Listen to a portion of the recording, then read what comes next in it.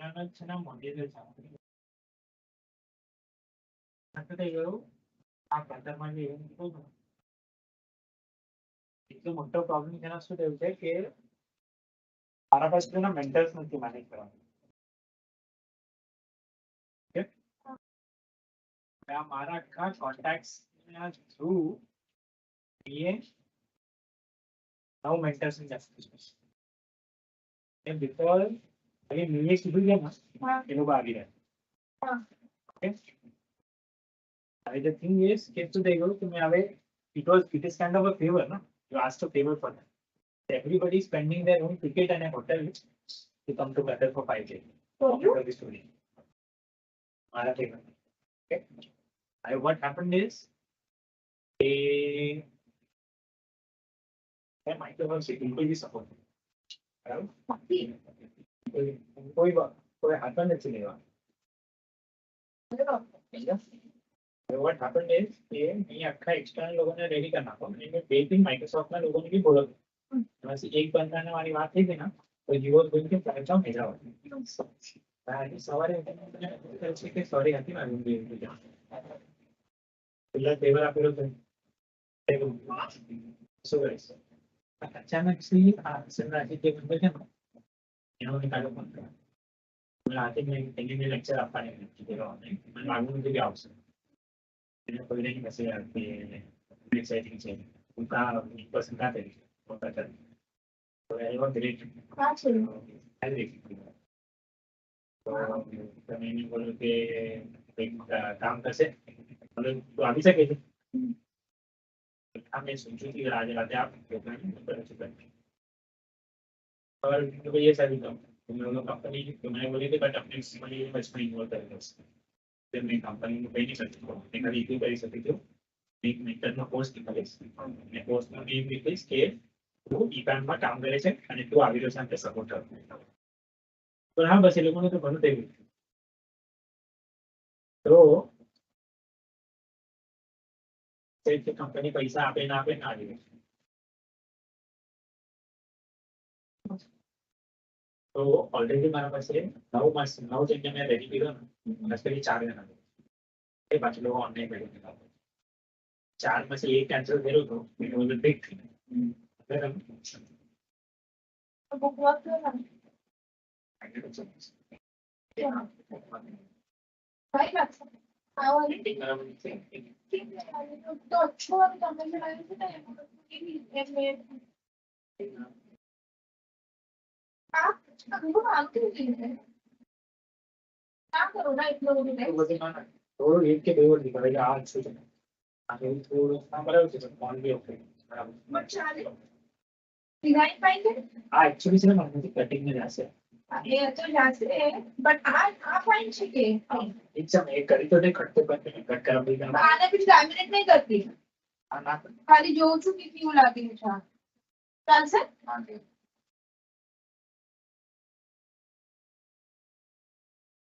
Final page से પછી laminate કરશે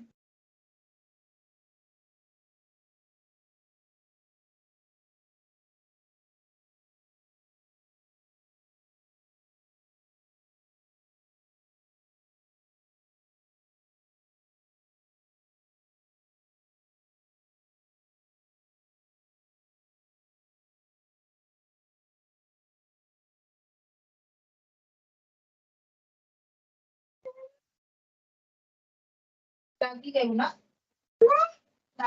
ના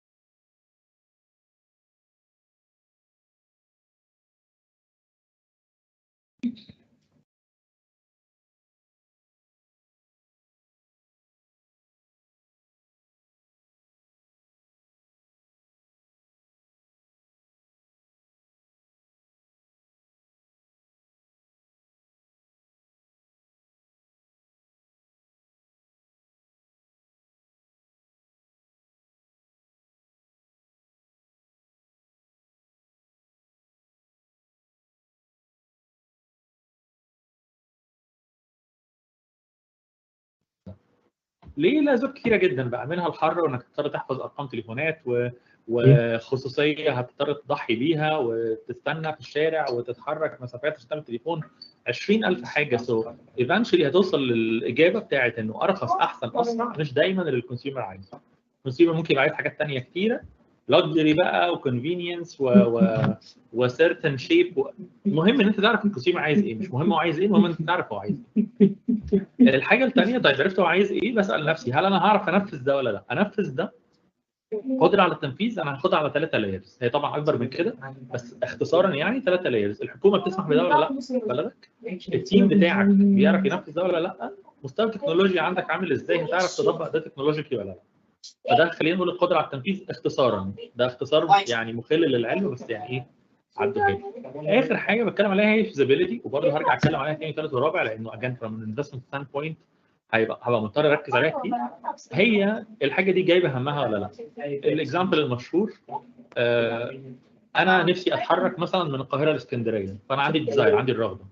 ناهل معاه عربيه ومعاه رخصه بيعرف يسوق، فهو عنده القدره على التنفيذ اللي هي زي ما قلت كامكانيات وكقدره وكرخصه وككل حاجه. بس انا قلت له انا هديك المشوار ده 50 جنيه عشان لو مش عارفين المسافات، يعني انا بتكلم في مسافه 200 متر 200 كيلو متر سوري، يمكن اكتر كمان شويه. فهل هو هيرضى يعمل ده؟ ناهل جدع ممكن يرضى ويقول لي خلاص ببلاش خالص، بس بتكلم لو بزنس غالبا مش هينفع ده يحصل. فبنتكلم ان احنا دايما لازم نلاقي التلاقي ما بين الثلاث حاجات دول مع بعض. برضو I'll ask you to tell me لو انا الجمله دي كانت وقف تاني. اوكي ثانيه واحده، قولوا لي بس لو دي كانت واضحه كده ولا فيها اي حاجه مش واضحه. انا عشان مش ببقى شايف الفلوس بضطر اقعد اسال تقول لي ان هم تمام. فالحته دي كانت مظبوطه الثلاثه سيركلز دول. طب الناس عاده بيتكلموا عندك ولا لا؟ واضحه. ايوه واضحه اكيد. طيب حلو قوي. هتكلم على شويه ايتمز في الفيزابيلتي اند كواليتي، هعدي عليهم بسرعه وبعدين اشرح كل واحده لوحدها. فبنتكلم على ماركت اوبورتيونيتي، الفرصه في السوق، تيم اللي هو الفريق، الفاليديشن التحقق من الفكره، كومبيتيشن اللي هي المنافسه، فاينانشال بروجكشنز التوقعات الماليه، ريسك اند ميتيجيشن اللي هو ايه نسبه المخاطر اللي ممكن تحصل وازاي تتغلب عليها، والاينمنت تو انفسترز جولز. خلينا ناخد كل واحده من دول بتفاصيل شويه. and again I'll remind you don't assume, be fact based, be factual, be methodical and so on. فاول حاجه هنتكلم عليها هي ماركت اوبورتيونيتي. يعني ايه ماركت اوبورتونيتي؟ حد يعرف يقول لي يعني ايه ماركت اوبورتونيتي؟ It's about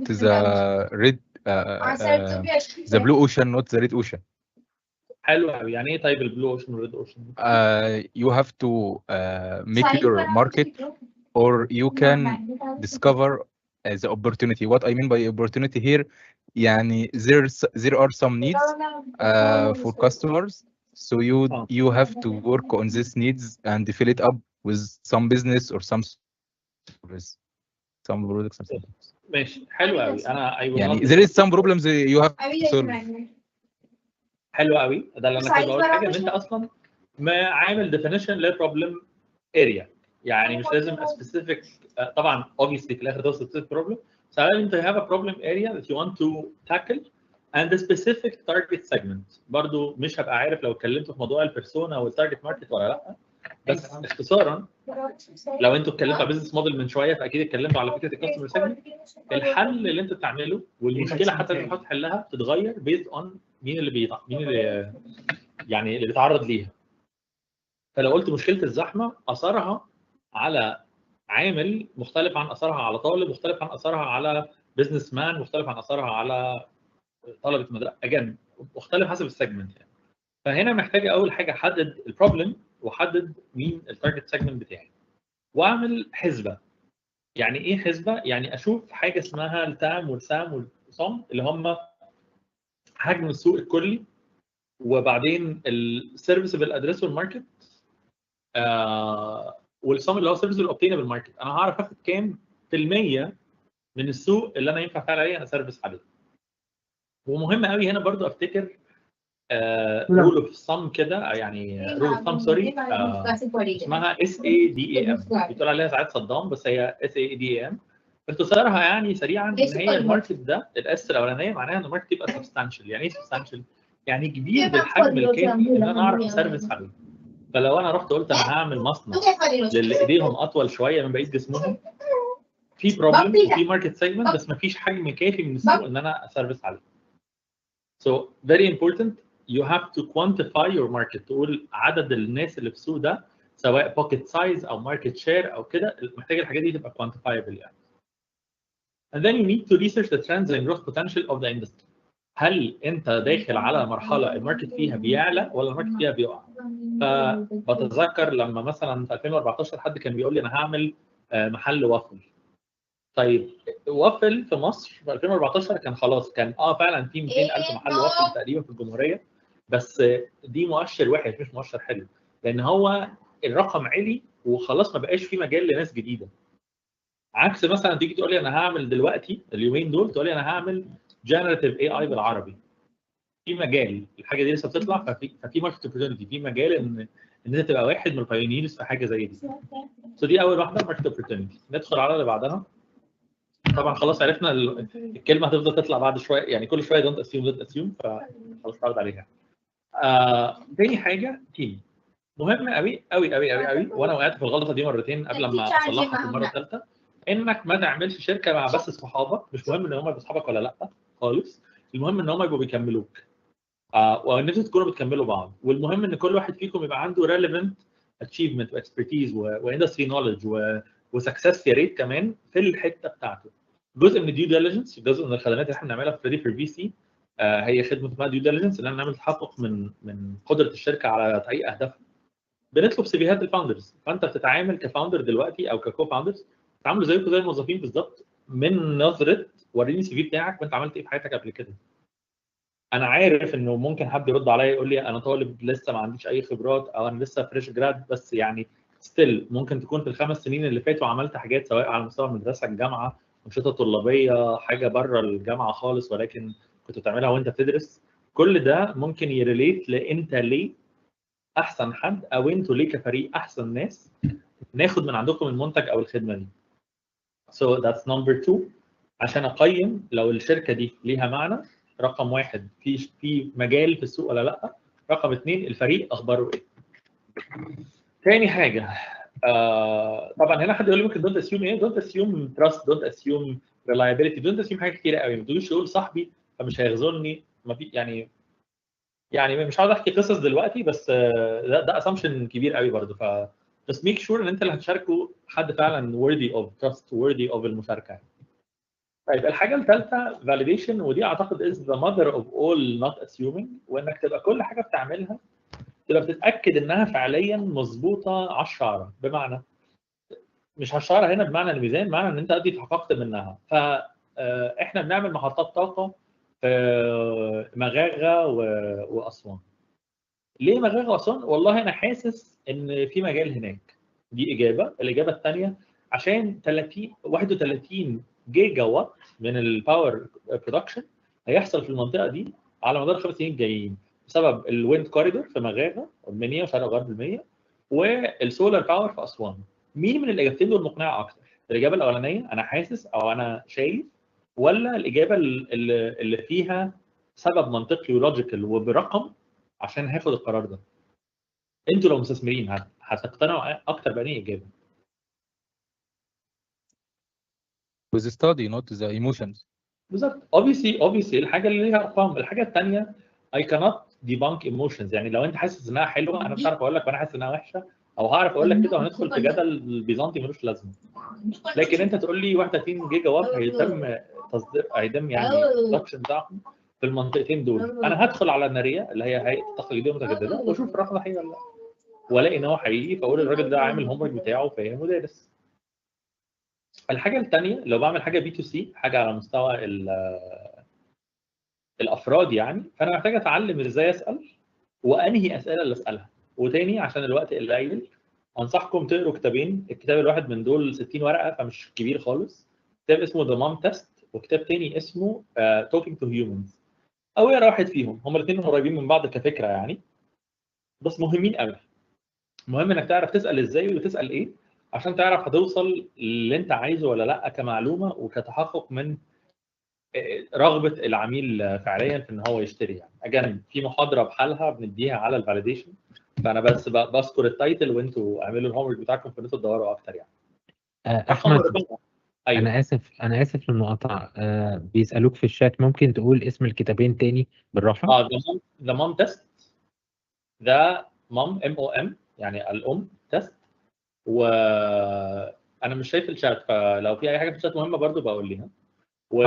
انا متابع الشات وهقول لك على طول. اتفضل. حلو. والكتاب الثاني اسمه Talking to Humans، الكلام مع البني ادمين يعني. Talking to Humans. اوكي.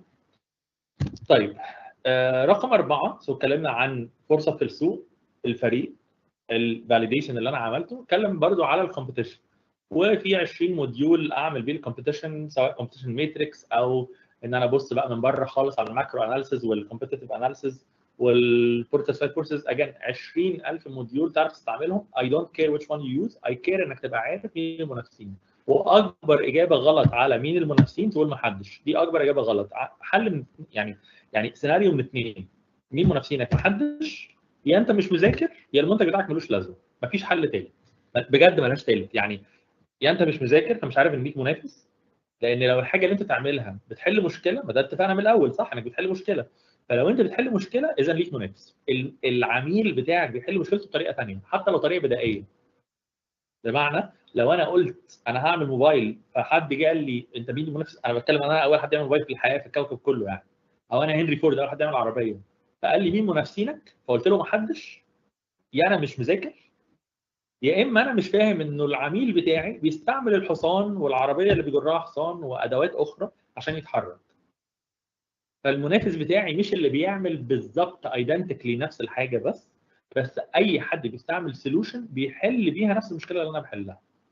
Very important. study your competition. افهم هم كويسين في ايه وحشين في ايه، وركز على النقط اللي فيها تلاقي ما بين الفريق بتاعك شاطر في ايه والكومبيتيشن بتاعك وحش فيها. يعني محتاج ادي مثال على دي عشان توضح اكتر. انا مثلا ليتس سي شاطر قوي، او احنا شاطرين قوي في الانفستمنت ريدينس، في ان احنا نحضر الناس على مستوى ان هم يبقوا جاهزين للاستثمار. والمنافسين بتوعنا شطار قوي في الحته دي قانونيا، وحشين قوي فيها في حته الماليات. يبقى دي حته انا هركز عليها، الحته اللي المنافس بتاعي ضعيف فيها، وانا كفريق او احنا كشركاء او الانفراستراكشر بتاعت التيم بتاعنا او السولوشن بتاعنا يبقى قوي فيه. وقيس على كده. يعني انا هدي مثال واحد بس انت قيس على كده جوينج فورورد. حاجه رقم 5: financial projections. مفيش مستثمر، حتى المستثمر اللي هو كوت ان كوت ملائكي، يقول لك انا هحط معاك فلوس لوجه الله. مفيش حاجه اسمها كده خالص في الحياه يعني. هو عايز ريتيرن. الريتيرن ده ممكن يكون هو عارف ان هو حاطط معاك في مخاطره عاليه قوي، او يعني بيسموها فيري هاي ريسك فيكل اللي هي الستارت اب يعني، وممكن فرصه كبيره قوي انها تخيش وتخسر، و90% هيخسروا. فهو عارف ده، ولو مش عارف يا ريت تعرفه عشان هيقرفك لو هو مش عارف ده. بس المهم ان انت برضه يشوف هو الفاينانشال بروجكشنز. دي برضه احد الحاجات اللي احنا بنعملها في ريدي فور بي سي، ان احنا بنفهم من الستارت اب بيعملوا ايه ونعمل لهم فاينانشال موديل بينكلود بقى الريفينيو والاكسبنسز بروفيتابيلتي والكاش فلو مانجمنت وسو اون، لحد كمان ما نوصل نعمل لهم فير فالويشن، او يعني تقييم عادل. وليه ده مهم؟ مش بس مهم على مستوى الارقام، لان ثلاث ارباع الارقام دي بتتغير مع الوقت، بس مهم على مستويين تانيين، انك تبقى فاهم ان ستارت اب معناها فلوس، وانت تعمل وتصرف الفلوس دي ازاي. والحاجه الثانيه عشان هو يقيس بيها برضو طموحك. فلو انت مثلا عامل فاينانشال بروجكشنز وبعد 5 سنين هتعمل 700 جنيه، حتى لو ارقامك مظبوطه مش مهم، هو مش عايز يستثمر في حاجه شبه دي. طبيعه الستارت اب انها فيري هاي جروث. فلو انت اللي انت بتعمله ده مش هاي جروث، او مش هيجيب يعني بوزيتيف كاش فلو في المحصله في النهايه، وهيخيش زي ما في شركات كتير قوي بتقفل، فيبقى دي مش حاجه هو هيبقى عايز يسمع عنها قوي. طيب بعدين اوكي، دونت اسيوم. هنا حد ممكن يقول دونت اسيوم وات، ما ده ثلاث ارباع اسامبشنز زي اساس اسمها projections يعني assumptions. at least build it correctly, at least build it with the right logic, at least benchmark على global و local examples على قد ما تقدر obviously. طيب risk and mitigation. اهم يعني حاجه تفكر فيها هي انك ازاي تطمن الانفستر والعميل الاثنين طبعا على البوتنشال ريسك وان انت مالي ايدك من انك ازاي تحلها. برضو يو كان جوجل او انا ممكن ابقى شير معاكم ريسك ميتيجيشن شيت بيبقى فيها 5 حاجات. ريسك، ايه هو الريسك ده؟ مين هو؟ بعدين بوتنشال ان هو يحصل، نسبه حدوثه قد ايه؟ كام في المية؟ بعدين امباكت، لو حصل هيدمرنا بقد ايه؟ فممكن مثلا ريسك البوتنشال بتاعه 5% بس فيري سيفير، لو ضربنا هنروح في المقتل. وبعدين بنعمل حاجتين ودول بقى اللي انت محتاج توريهم للانفستر او للبارتنر او لليوزر ايا كان انت بتتكلم معاه في الريسك ماب دي. حاجه اسمها contingency وحاجه اسمها mitigation. contingency يعني خطه بديله، انا هعمل فرح في شهر واحد في عز الشتاء في اسكندريه، فكونتنجنسي انا ممكن هعمله اوبن اير، ولكن لو ما اضطرت عندنا قاعه مثلا هدخلها، او جايب معايا مظلات امبريلاز يعني هوزعها على الحضور، او الاكياس اللي هم زي بتوع ديزني لاند دي اللي بيلبسوها عشان يحمي البدل بتاعتهم. دي كلها اسمها كونتنجنسيز، خطط بديله. الالذ بقى كمان انت عندك ميتيجيشن. ميتيجيشن يعني ايه؟ يعني انا هعمل كل ما في وسعي ان انا ابعد عن الريسك ده تماما. الفرح بدل ما هو خلاص لو اهل العروسه مصرين في شهر واحد، فبدل ما يبقى بالليل اللي هو فرص الرين اكتر هخليه الصبح. بدل ما يبقى عمياني كده اي يوم، انا هبص على الماب بتاعه الويذر فوركاست واختار اكتر يوم نسبه حدوث المطر فيه قليله. بدل ما هو في اسكندريه هخليه في العين السخنه فيها اقل شويه من اسكندريه. فده اسمه ميتيجيشن. الجدول ده برضه من اهم الحاجات اللي انت لنفسك على فكره قبل الانفستر والكونسيومر والبارتنرز تعرف يعني حقل الالغام اللي انت داخله ده عامل ازاي. building a startup انت زي ما انتم فاهمين is very risky business and you want to minimize الريسك ده على قد ما تقدر. مش هتلغيه، مش هتعرف تلغيه، بس تعرف تقلله. فلو انت مع نفسك كده بتكتب الريسك بلان دي ولا الريسك ريجستر ولقيت ان هو فاتح معاك 500 ورقه، يا عمي بلاش تشتغل الستارت اب دي. والعكس، ولو بتعمل ستارت اب ممكن يكون الانوفيشن فيها مش مبدع قوي، كوبي كات الى حد ما، ولكن فيها حاجه جديده هتعمل لها لوكاليزيشن على مستوى الوطن بتاعك يعني او الكوميونتي اللي انت فيها، وجيت فتحت الريسك ريجستر ولقيت ان هم ورقه ونص او نص ورقه حتى، اعتقد فرص نجاحك هنا هتبقى اثبت شويه. تاني، مش بقول لك تقلل الريسك المكتوب، حسن الكونتنجنسي والميتيجيشن، ده ممكن يبقى احسن شويه يعني. الحاجه الاخيره برضه دونت اسيوم هنا معناها اسال اللي عمله ده قبل كده واعرف كل بوتنشال ريسكس على مستوى جلوبال، على مستوى البوليتيكال ريجنال ايكونوميك كل حاجه، وبعدين على مستوى المنافسين كمان اللي حواليك. اخر واحده alignment to investors goals. ياما ياما ياما ياما جالنا ستارت ابس وعايزين يريزوا ويروحوا للانفستر الغلط او في الوقت الغلط او بالثيسس الغلط او بالبيتش داك الغلط. المختصر هنا عشان دي قصه يطول شرحها وانا واخد بالي دلوقتي بيروح مني، بس المختصر هنا حاول ترسم لاين بارلل او موازي لللاين اللي الانفستر عايز يشوفه. ف ادفانتشرز مثلا الوقت اللي انا كنت ماسكها فيه ولحد النهارده غالبا هي ادتك او education based VC، وهي كوربريت كمان تبع شركه معينه. انت ممكن تيجي تدرس الثيسس دي يعني خلينا نقول خطه العمل بتاعه او الانتنشن زي الميشن كده بتاعه الفي سي دي وتيجي تالاين. لكن احنا كان بيقدم عندنا مثلا الناس يقول لك ايه انا بعمل معطل عربيات. طب يا معلم انا اصلا في سي تعليميه، انت مش تبعي خالص، انا مش عارف استثمر معاك. او حد انا بستثمر مثلا بمبلغ معين، خلينا مثلا نقول فرضا 3 مليون، وهو واحد جاي لي في مرحله الفكره، هو حرق نفسه يعني، هو زي اللي حرق كارت كده، انت جيت لي بدري قوي فانت جيت لي مش جاهز. او العكس، جيت لي عايز 50 مليون فانت جيت لي متاخر قوي، انا قبل كده. الخلاصه الاين مع الانفسترز جولز. قبل ما تتكلم مع انفستر، قبل ما تحرق كارت، استدي الانفستر الاول. وتاني في شركات بتعمل ده بالنيابه عنك لو انت وقتك يعني مش مكفي او التيم مش مكفي. فده سريعا كده كانت الفيزيبيليتي والكواليتي. زي ما قلنا ماركت اوبورتيونيتي، تيم فاليديشن، كومبيتيشن، فاينانشال بروجكشنز، ريسك اند الاينمنت تو انفستر جولز. حد ممكن يقول لي ايه الريفرنس بتاع الكلام ده؟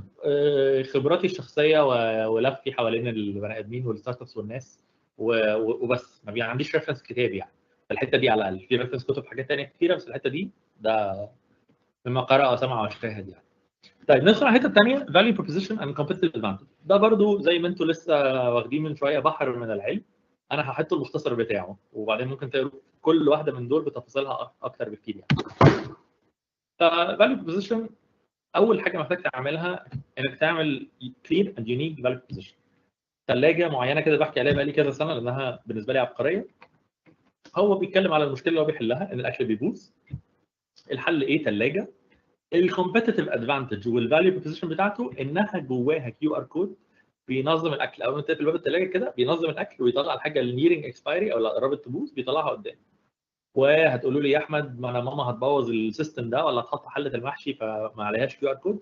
هو اصلا دي ثلاجه اندستريال اكتر يعني بتتعمل للمطاعم والاماكن اللي كل حاجه جواها غالبا عليها ليبل بال اسمه اللي هو الديجيتال الباركود يعني. فكده كده ده موجود. فاتس ا فيري كلير فاليو بروبوزيشن. هو ما راحش يسوحك ويلففك 20 حاجه. again we have numerous examples. فمثلا رايح لما كان بيعمل كار بولينج كان بيقول لك اتعرف على ناس اون ذا جو. ما جاش يلعب على الافيلابيلتي اللي هي عند اوبر. ما جاش يلعب على السعر اللي كان عند مثلا ان درايف. ما جاش يلعب على مش عارف عربيات ولا اي حاجه من دول. هو عنده فيري كلير فاليو بروبوزيشن الا وهي انت تتعرف على ناس في طريقك. انك تعمل فلوس حاجه هتحصل بس هي اتس باي برودكت اوف انك تتعرف على الناس. انك توفر في الزحمه حاجه هتحصل. انك توفر في البوليوشن كل دي حاجات هتحصل. مش هيقعد يرغي عليها كلها. هيرغي على الكلير اند يونيك فاليو بروبوزيشن. اوكي اتس يور جوب تو دو ذات. يعني هي مش هتصحى الصبح تلاقيها. لا انت هتدور يعني جواك وجوه الكومبيتيشن اند سو اون لحد ما تلاقي اليونيكنس اللي موجوده عندك فعليا. and you need to build a scalable business model. يعني ايه scalable business model؟ يعني business model مش بيعتمد بشكل اساسي على البني ادمين. اي business model بيعتمد بشكل اساسي على البني ادمين مش scalable لانه هيفضل التكاليف بتاعته بتزيد طول ما البيزنس نفسه بيزيد. مقارنه سريعه جدا هنا عشان الصوره تقرب. اوبر وكيجامي. كيجامي از سوشيال ميديا ايجنسي. طول ما بقى عنده عملاء كتار سوري او كلاينتس اكتر طول ما محتاج يعين لهم كرييتيف ودايركتور وجرافيك ديزاينر اند سو اون. واوبر اللي هو بالنسبه له عنده سوفت وير. حط يا معلم اسمه ايه ده درايفرز من هنا وحط هنا ناس تركب وزود الماركتنج عشان الناس تركب اكتر وبس. فات سكيلز with technology not with people. دي برضو حاجه مهمه قوي يعني. and the business model overall need to ايه be adaptable على حاجه زي دي. الحاجه الثالثه you need to have reliable technology and innovation. عندنا واحد صاحبنا مش هقول اسم الاب عشان هو صاحبي عمل حاجه عبقريه للثانويه العامه السنه دي. ما توقعش حجم الديماند. البلاتفورم وقعت بقى شكله عره جدا ما حدش يدخل له تاني. just make sure انه you have enough technology وenough يعني understanding of your back ends وكل ال related items عشان if you promise people something you need to deliver otherwise مالهاش لازمه. و don't برضه promise يعني useless innovation. انا اول واحد يحط يعمل في المطعم بتاعه عصير بطيخ بالفراوله. جبرش يعني فاهم ولا اي حاجه. ما فتنيش باي حاجه. انا اول واحد يخلي التلفزيون بتاعه بيفتح ببصمه العين. يا معلم انا اصلا مش عايز افتح ببصمه العين. انا عايز افتحه بالريموت عادي ولا اعمل كده سناب يعني يحط لي حاجه مفيده تاني من وجهه نظر العميل مش وجهه نظرك انت. فمهمه دي. نتورك ايفكتس بحر من العلم ولكن هقولها سريعا. نتورك ايفكتس معناها حاجه منتج كل ما حد تاني يستعمله كل ما ده فايد ناس ثانيه اكتر. كمثال سريع اوبر طبعا obviously is like that بس كمان واتساب ملوش لازمه لو انت مفيش حد تاني بيستعمله. بلاي ستيشن. ازاي بلاي ستيشن؟ لان كل ما ناس اكتر استعملت بلاي ستيشن كل ما بقى في مطورين جيمز اكتر عايزين يطوروا لها جيمز كل ما محلات اكتر بقت عايزه تبيع قطع الغيار بتاعته والاكسسوارز بتاعته. فالنتورك ايفكتس هي حاجه من الحاجات المهمه قوي انك ازاي يسموها برضه سنو بول ايفكت ساعات انك ازاي تكبر حجم السوق بتاعك عن طريق ان النتورك نفسها تستفيد طول ما حد جديد دخل جواها. ده بيخلي الناس نفسها تزق ان الحاجه دي تحصل. سترونج براندنج again مهم قوي انك مش هقول تصرف بالمعنى الحرفي بس تستثمر شويه في البراندنج بتاعك عشان تعرف تبني بيه كاستمر لويالتي.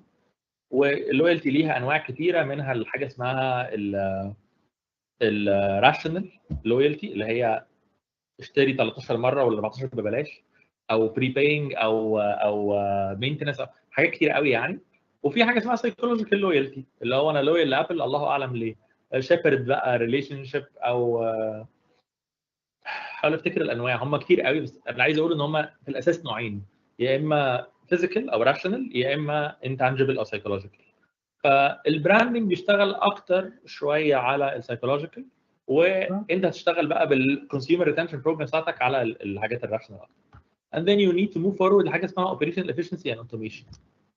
عشان تسكيل، عشان تعرف تكبر البيزنس بتاعك، مهم قوي تعرف تعمل اوتوميشن للبيزنس بتاعك. يعني ايه اوتوميشن؟ يعني الحاجه تعمل نفسها بنفسها، بدل ما حد بيضطر ياخد كل انتري، لا احنا السوفت وير بيسجل انتريز دي لوحده. اوبريشن افشنسي برضه يعني ايه؟ يعني بدل مثلا ما الحاجه دي بتاخد 70 ريسورس، ممكن حد بس واحد اللي يعملها فتكلف وقت اكتر اقل. سوري. طيب and then we'll move forward to فكره diversified revenue streams. مهمه قوي ليه؟ مهمه قوي عشان حاجه زي وقت الكورونا، زي وقت الثوره، زي اي وقت فيه بيحصل adversity. حاضر. مهم قوي ان انت يبقى عندك revenue streams مختلفه، عشان لو واحد وقع الثاني يشيل. regulatory and barriers to entry. لو عندك انت كشركه، حاضر، لو عندك انت كشركه regulatory and barriers to entry considerations، معناها ان ده يا هيوقف ان الناس تدخل لك، يا هيعطلك انت ان انت تدخل، فبرضه it's something worth studying. اخر حاجتين data driven decision making. ما تعملش قرار في ستارت اب من غير داتا. اعتقد دي قلناها كتير، بس دي دبلي ترو تريبلي ترو. لو انت بتعمل تكنولوجي ستارت اب، فكل حاجه تبقى داتا دريفن. انا هبيع اكتر من ده او اقل من ده او وات ايفر، كل القرارات دي متاخده based on data that will not fulfill itself unless you have a strong leadership and team يعرف ياخد القرارات ويعرف يخلي الناس حتى لو مش حباه اتليست مش كارهاه، وعارفين يتعاملوا معاه، وعارف ياخد قرارات، ومش بيلبس الستارت اب في الاخر في الحيطه يعني. So that is value proposition and competitive advantage. النقطة الثالثة عشان الوقت is idea to start up. How do I do that? I do it through شوية resources. أولهم obviously capital. على شرط إيه؟ على شرط إن كل اللي فات ده يكون اتحقق، ماشي؟ يعني عندي إيه؟ حد بيقول حاجة؟ لا تمام يا ماشي. كمل اتفضل. ماشي. على شرط إن زي ما قلت يكون عندك تيم ناجح، problem market fit, understanding of your operations. يعني على فرض إن اللي فات ده كله اتحقق، ابتدي بقى افكر في اللي جاي ده، اللي هو كابيتال هجيبه منين، وهتكلم حالا على مصادر الكابيتال المختلفه. التالنت بتاعي هريكروت تالنت منين بعد الكو فاوندرز. التكنولوجي انفراستراكشر بتاعتي هطورها ازاي واحسنها ازاي. ازاي هعمل كونتينيوس ماركت ريسيرش، لان الماركت ريسيرش مش حاجه بتقف، انت بتفضل تطور في المنتج بتاعك. ف برودكت ديفلوبمنت ماركت ريسيرش مع بعض طول الوقت، زي ما فيسبوك انستجرام واتساب لينكد ان كلهم بيعملوا، كلهم بيطوروا طول الوقت. يعني مش حاجه بتقف، مش حاجه بتحصل مره واحده اللي هو انا جبت معلومات وخلاص على كده. ده اللي خلى منتج زي سبيس تون يعطل، ومنتجات ثانيه زي مثلا زي فيسبوك يكمل، ان هو الحاجه دي كونتينيوس وتفضل مكمله على طول. وعندك ماركتنج اند سيلز، ده المرحله الثانيه. ازاي بقى هبيع واكبر المبيعات بتاعتي؟ ازاي هسيطر في الاوبريشنز العمليات، وازاي هاساين الرولز بالظبط عشان كل حد يبقى واقف قدام مسؤولياته مظبوط. ازاي هعمل نتوركينج وبارتنرشيبس، عشان مش كل حاجه انا محتاج اعملها بنفسي، في حاجات ممكن حد تاني يعملها لي احسن مني.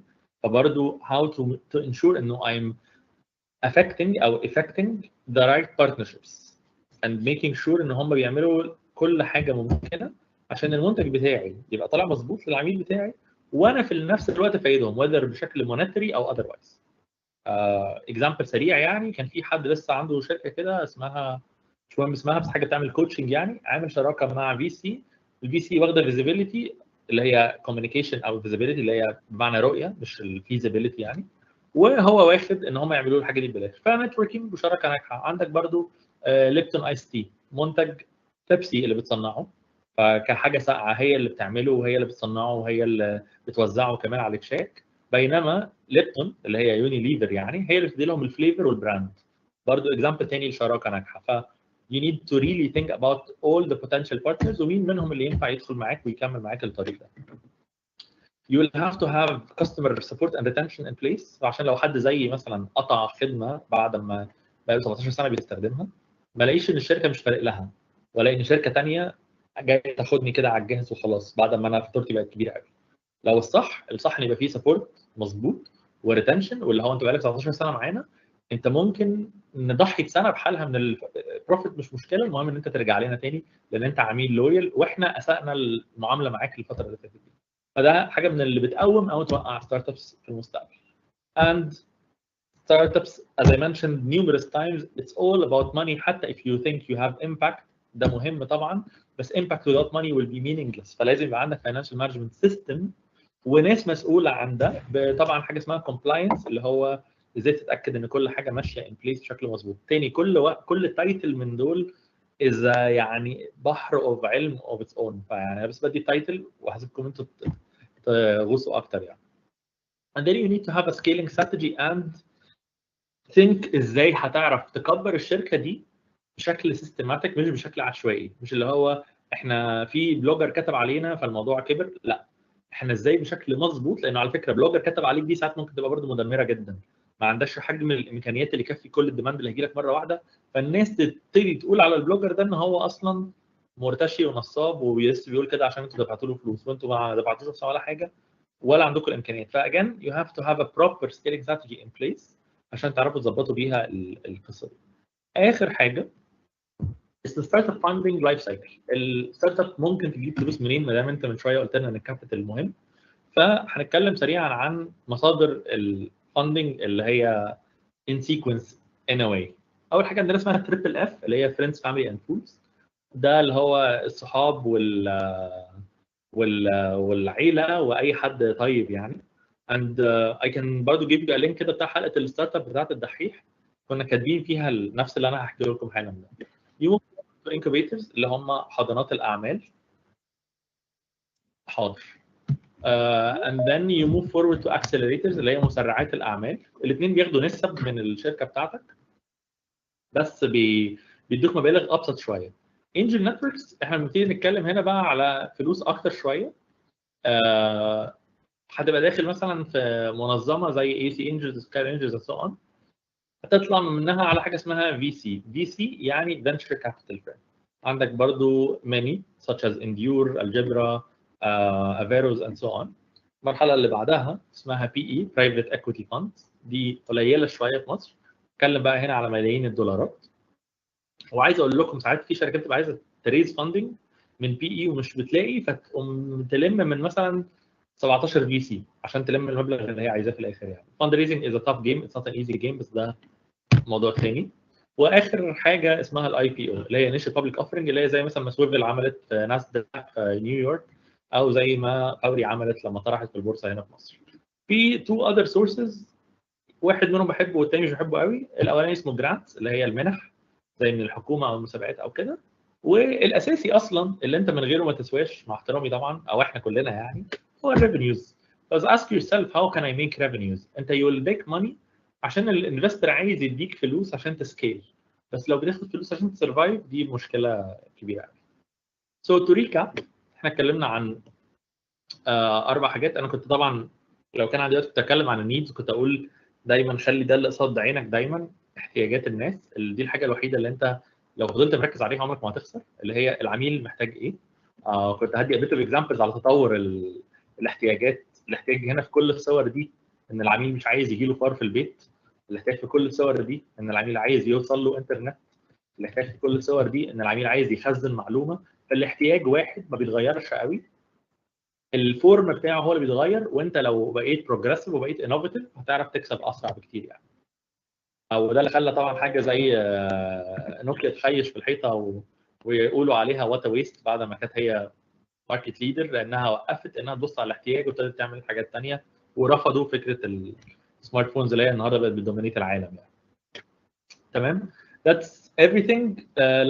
One last advice. احنا زي ما قلت كده غطينا assessing the feasibility and quality of an idea، واتكلمنا على ال7 factors. اتكلمنا على ال value position competitive advantage وازاي اركز على الفاكتورز بتاعتها. how to move forward الريسورسز المطلوبه والستارت اب فاندنج لايف سايكل.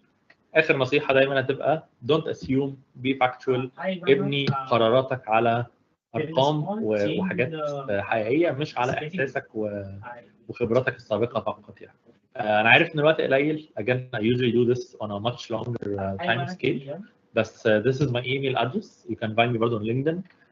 وهتعهد بقى ناهل ان هو يديكم كمان كورس لينك الكورس يعني، بحيث ان انتوا لو حابين تبقى عندكم further understanding على البيزنس موديل. ولو انتوا الكورس عايزين اي حاجه just drop me a line او text me on LinkedIn هبقى مبسوط. ممكن احط رقمي برضه، دي احط رقمي لو حد في القريب حابب يتواصل ممكن برضه يعمل كده. شكرا جزيلا يا احمد. شباب احنا ما عندناش غير سؤال واحد لو اي حد عنده اسئله، واذا ما كانش يبقى احنا كده يا دوبك نلحق السيشن اللي جايه. هل في اي حد عنده اسئله؟ Yes, I have a question. طب ممكن تقوله بالعربي؟ اوكي. امتى اقدر احدد الانفستور اللي هيجي ينفست في الكومباني او الستارت اب بتاعتي ان هو يعني كواليفايد ان هو ينفست فيها؟ زي ما الانفستور بيعمل عليك ديو ديليجنس، اعمل عليه ديو ديليجنس. اعرف، شوف البورتفوليو بتاعه، شوف الشركات اللي استثمر فيها عمل معاها ايه، اتكلم مع الفاوندرز اللي دخلوا في الشركات دي.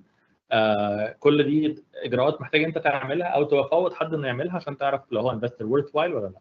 تعاملنا مع انفسترز، انا شخصيا كريدي في البي سي يعني تعاملنا مع انفسترز بيقولوا عكس ما بيفعلوا، ودي مش حاجه تعرفها بالسيرش على النت. هتحتاج تعمل your own due diligence على الانفستور يعني.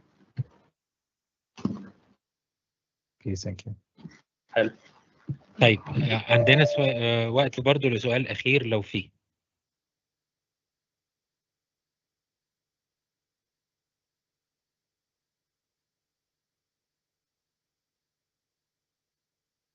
طيب انا ممكن استغل الوقت ده واسالك يا احمد. هو الشباب مجموعه من الفرق في هاكاثون دلوقتي، تمام؟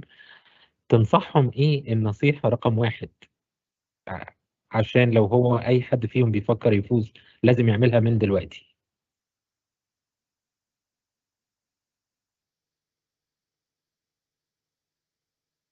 احمد انت سامعني؟ شباب انتوا سامعيني؟ صوتك واضح مش مهندس.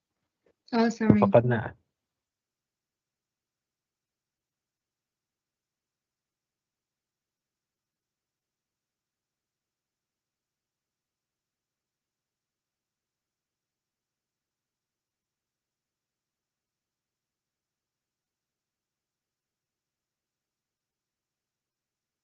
طب يا شباب انا معايا مسج من احمد اسمعها لكم، ارجو ان انتوا تكونوا سامعينها. اللابتوب بتاعي فصل، كنت بشرح في الفصل.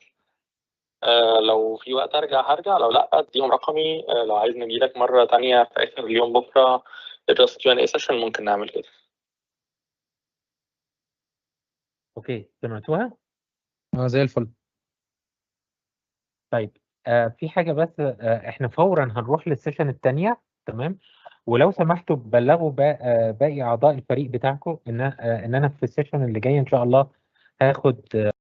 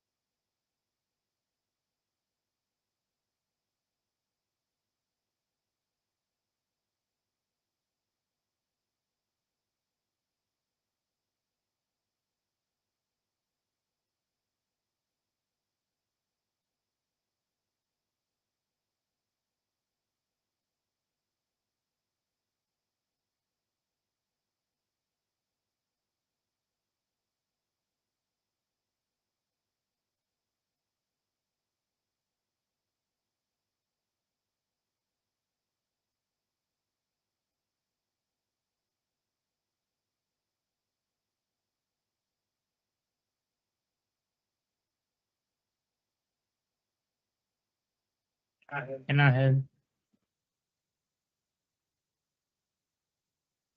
You are muted, Nayan.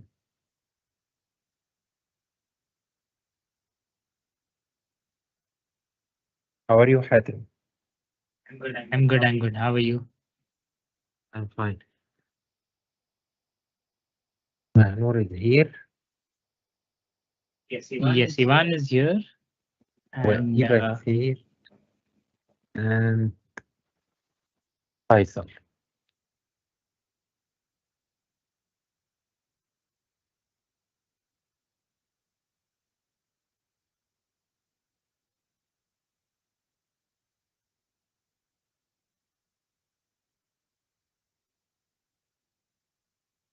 Faisal is not here, right, Hatem? I couldn't see Faisal and Mahnur.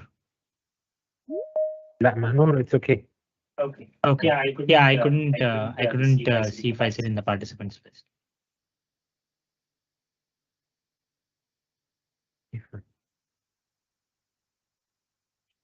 Hello, Mahnur. Hello, Eva. Ivana. Hello. Hi. Ivana. Hi. I'm very sorry to starting late because we have a delay in today program, and you have to forgive us for this delay, please.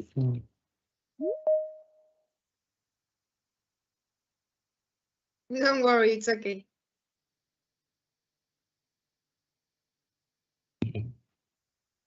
Okay, we are going to start now. Are any of you are going to present a presentation or something like this? Yes, I have a I presentation. would like to test. I would like to test Mahino. Just Okay. testing that. And also, Ivana, are you going to present something? No, I'm not. Okay.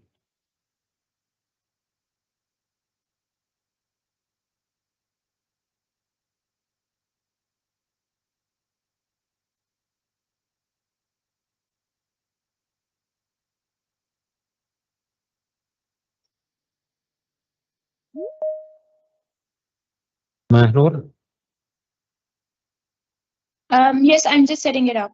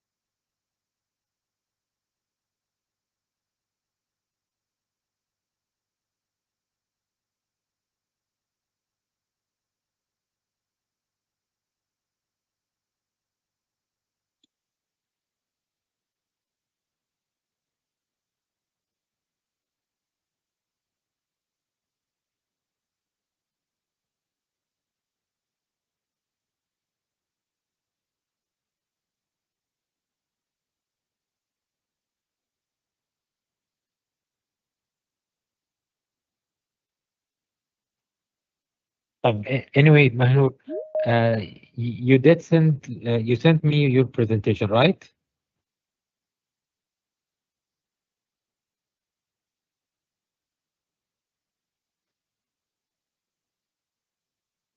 Mahnur?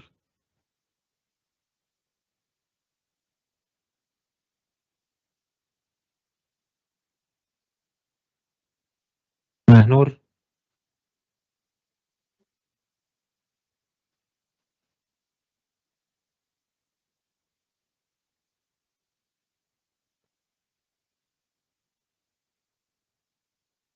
Mahnur, do you hear me?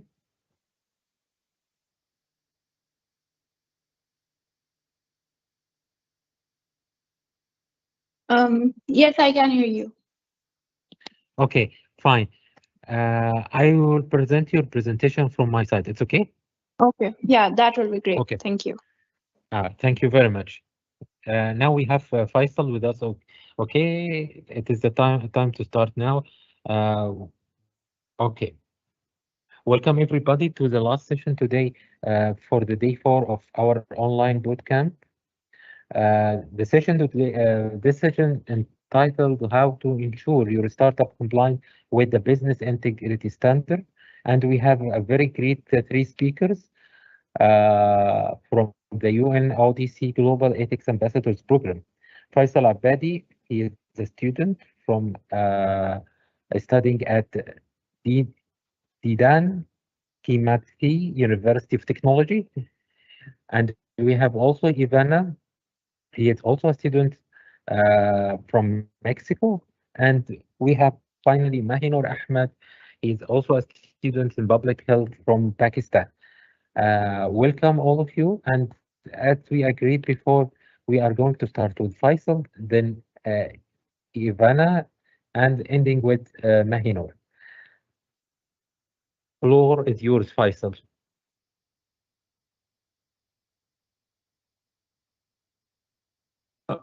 Thank you so much, Nahel.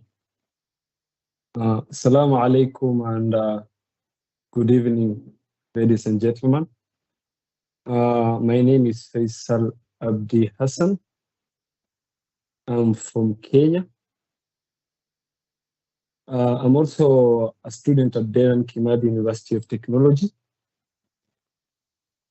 Also, I have the pleasure of currently serving as the president of Dedan Kimathi University Ethics and Integrity Club. So beyond the conference of academia, I'm a grassroots football coach. I teach soccer at part-time. I usually get my part-time in nurturing young talents, not only in the art of the game, but also in the principle of ethics in sports.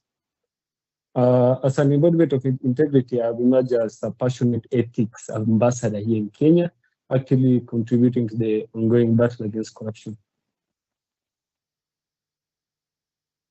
Nahel, I had sent you a slides, some PowerPoint slides.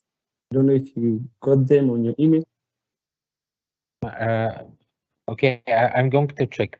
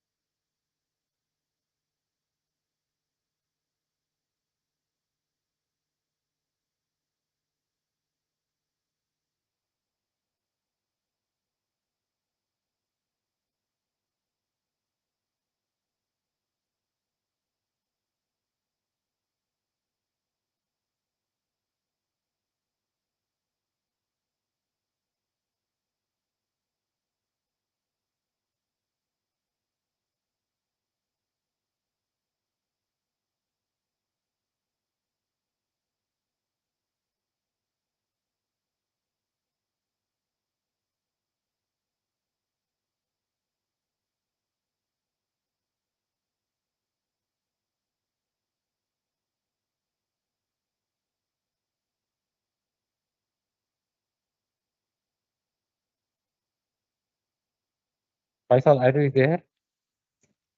Yeah, I'm here. Yeah. Do you see me? Do you see your slide? No, actually, I cannot see it. Yeah, there you go. So can you go, please, to page number 5, slide number 5. Okay.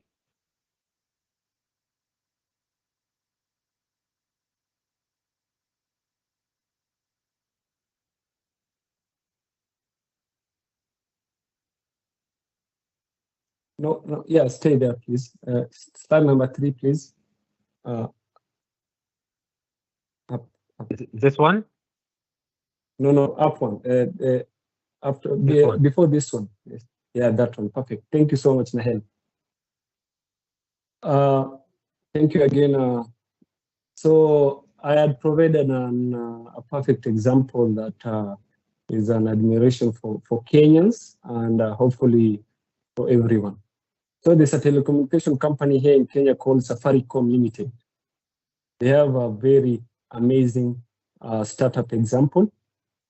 They began their business with 5 employees in a 2-bedroom flat in Nairobi, the capital city of Kenya. Their CEO was called Bob Collymore. Unfortunately, he passed away a while back. What he was known for, he used to fight corruption, and he actually used to fire a corrupt official every year. And he was the man who had put together the bill that it's known as Bob Collymore Bill, which is actually Bribery Act that deals with private sector corruption. And it was successfully passed in Kenya Parliament as a law in 13th of 2016 January. Now, as we speak, it's the most profitable farm in Kenya and East Africa at large, and its worth is $11 billion. One in particular thing that I admired about Bob Collymore, he used to go at night and visit Safaricom clients, mostly who are poor and used to live in slums. And I had wondered, how come a CEO like him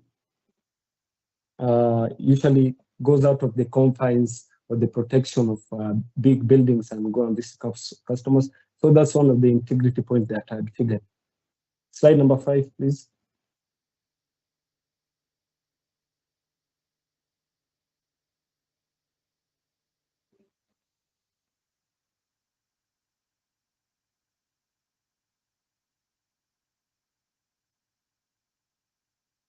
Ahead.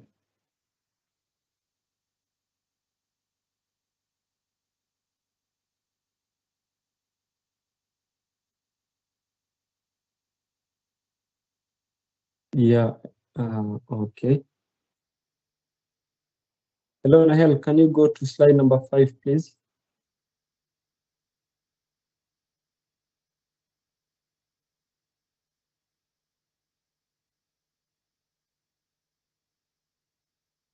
Oh.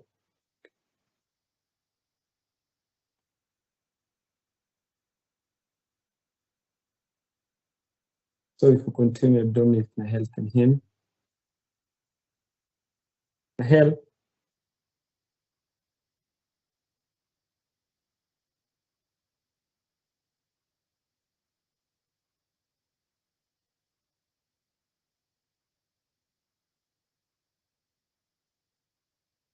Next one, please, which is number 5. Thank you. So I went ahead and defined ethics, integrity, and corruption. So usually when we define things, we go to the dictionary. So according to Chambers 1999, ethics is the study of the science or morals, and morals are sense of right or wrong. Usually moral and ethics is interchangeably, they are used in the same word.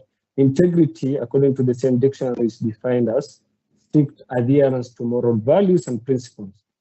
While corruption, according to Transparency International, corruption is the abuse of entrusted power for private gain. So usually corruption, it has a lot of explanation, but according to me and my experience so far, I tend to choose corruption is. Hello, Nahel.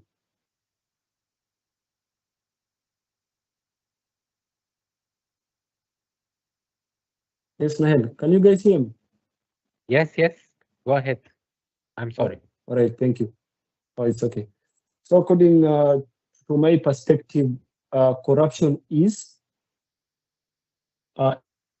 responsibility minus accountability, according to me. Because if you are given any responsibility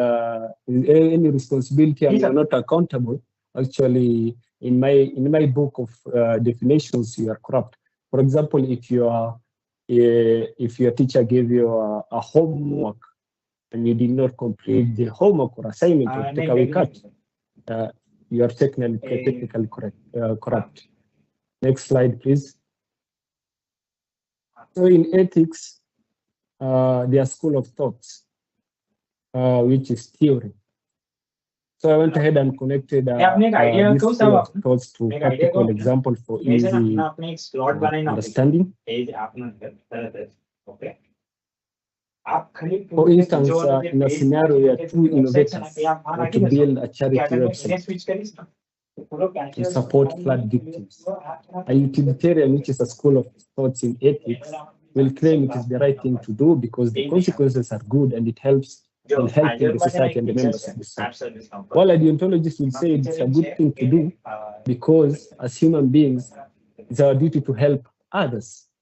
But a virtue ethicist will say it depends on the context.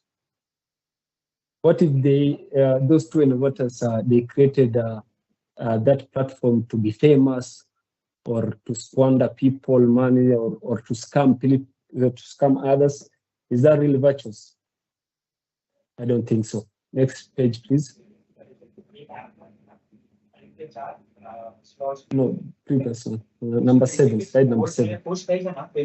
So corruption, you need to understand this. There are different manifestations of corruption. Corruption can take different forms. For example, bribery, which is a common one where you exchange money for favors.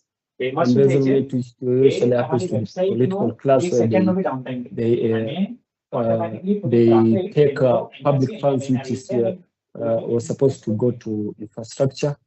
So globally, corruption knows no borders. From a perfect example, scandal in the US to FIFA corruption scandal, it is evident that no country is free from corruption. But here in Africa, corruption is I usually say our most notorious export is stolen money. So a good way to see what I'm saying is going to the transparency corruption index, which they usually release every year. Next page, please, number 8. Thank you.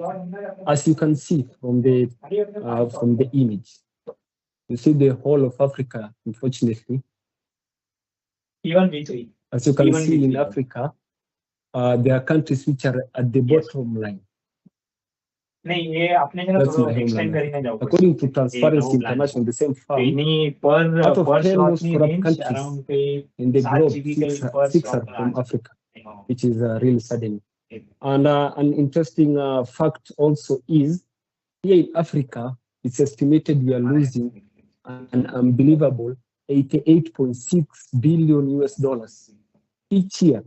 That's like close to 4% of the whole Africa GDP. Page number 9, please.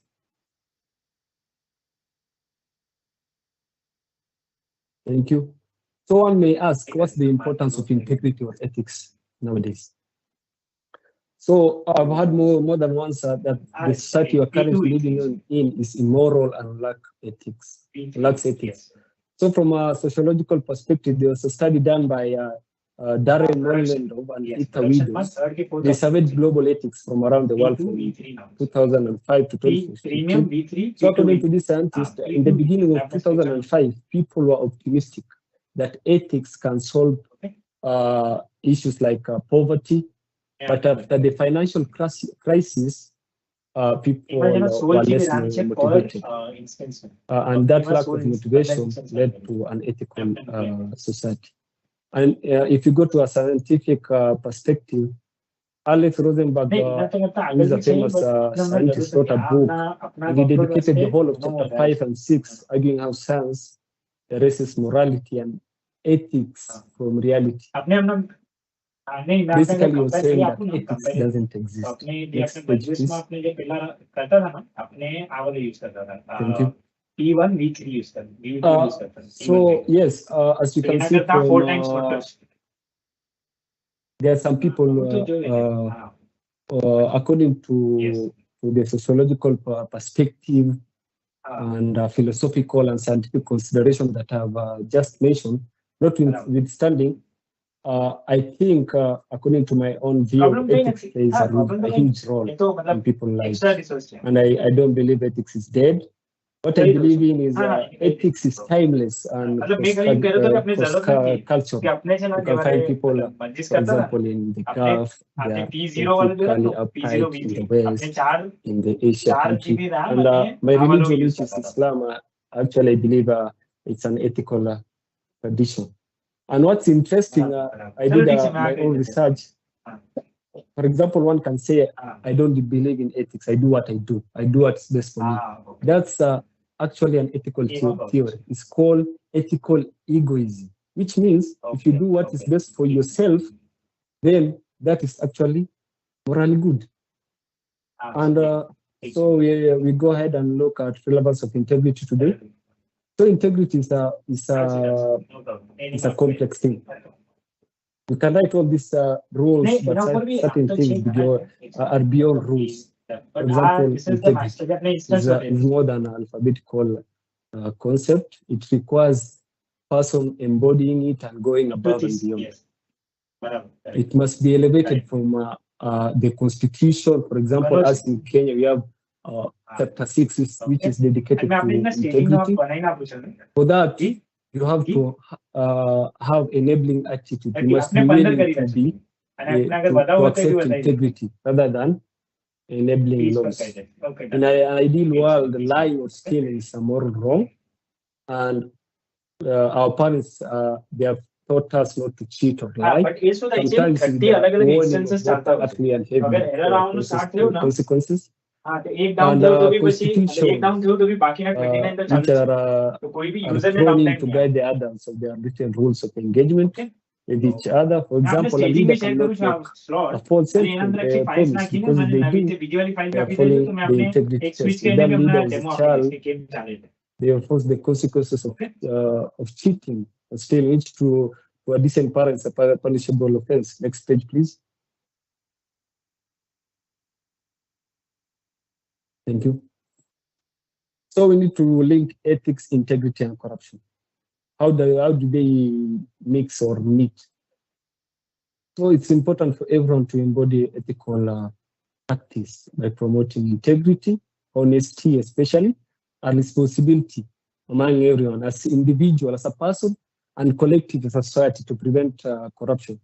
So we need to encourage good behavior instead of just punishing bad behavior. And it's important to come with a concept like integrity-based interventions in anti-corruption. We need to find a different kind of solution when it comes to corruption problem. And I think we should not only fight corruption, but building integrity is the integral part. So we need to move away from the old habit of naming and shaming the bad guys, because I think the bad guys, especially the politicians, they have acquired a hard immunity against the shaming, especially as in Kenya. Partly because I think corruption has been given fancy names like graft and embezzlement. If you call someone thief, actually they may take action, because if you call someone thief, they may feel ashamed. Next page, please. Thank you. Yeah, so as I said before, need to name and fame the good guys, and technology and youths are a crucial part to this process, because I think we're more energetic and connected through the internet, and we need to build the youths, especially this generation, integrity before they are sucked into the corruption system that exists out there, and maybe change may come. So integrity, the relevance of integrity is it aids for moral accountability. If you have good characters and you have no integrity, then that good character actually may come and hunt you and be a vice. Because, for example, if you're kind, it's because you want to take advantage of someone. Ethics and integrity is the cure for corruption. Next page, please. Thank you. So how can technology help in the fight against corruption? So we need to come together and come up with emerging technologies. For now, we have AI. Blockchain is a big thing right now, big data, advancing data processing, applications can also help. Right now in the digital era, data is the most important asset for integrity and to fight corruption and deter fraud. So I gave an example in Kenya. For example, our government has introduced an e-citizen portal, making 5,000 government services readily available, readily accessible to us Kenyans. So the move aims to streamline the process to make it faster and to foster transparency and to minimize corruption through reduced contact between the citizens and the public official. And there's another team that participated in last year Code for Integrity. They're called Team Enigma Kenya. They have managed to create an online-based whistleblowing system that is safe, and you can go in and report any corruption cases in the public or private sector. Next page, please.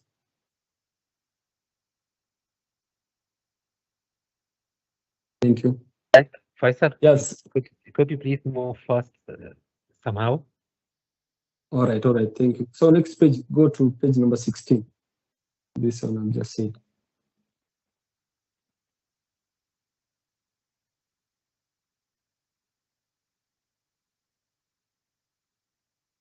Can you go to page number 15, please? The up one. 15. Thank you. Yeah.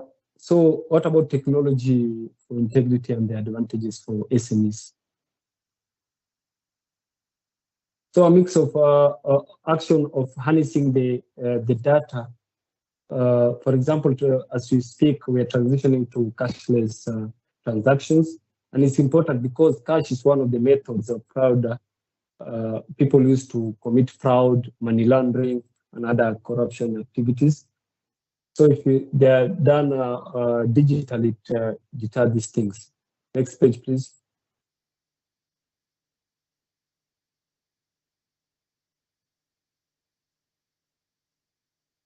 Nahel, next page, please.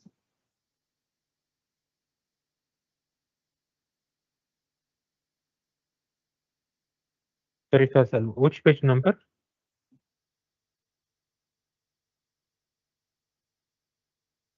Faisal? Nahel. Yes. Hello? Yes, I hear you. Do you hear me? Yeah, I think Nahel cannot hear me. So how can you promote a culture of ethics and integrity in business? Next page, please. Yeah, I can hear you. Go to next page, please.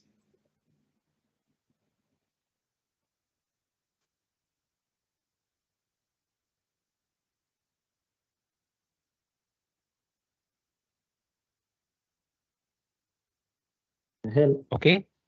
Page 16, please. So guys, let's go on. I think we've lost Nahel.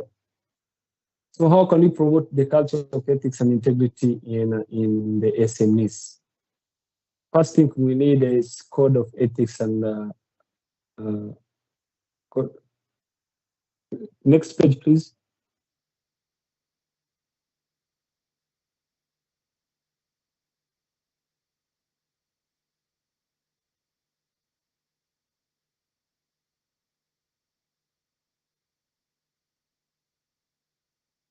Faisal?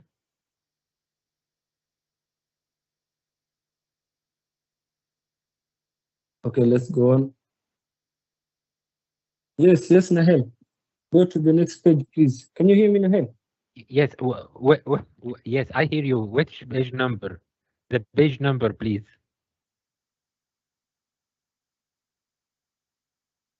I think it's 18, Nahel. 18. Yes.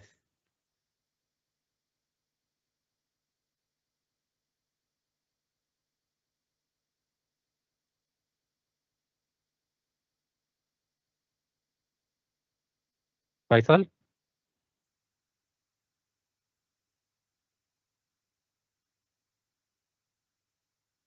participant, do you hear me? Yes, ma'am, we can hear you. Yes. Then the problem was Faisal. I think the internet connection.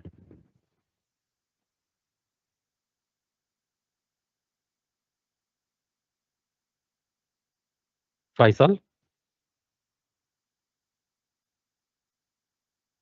Faisal, you're muted.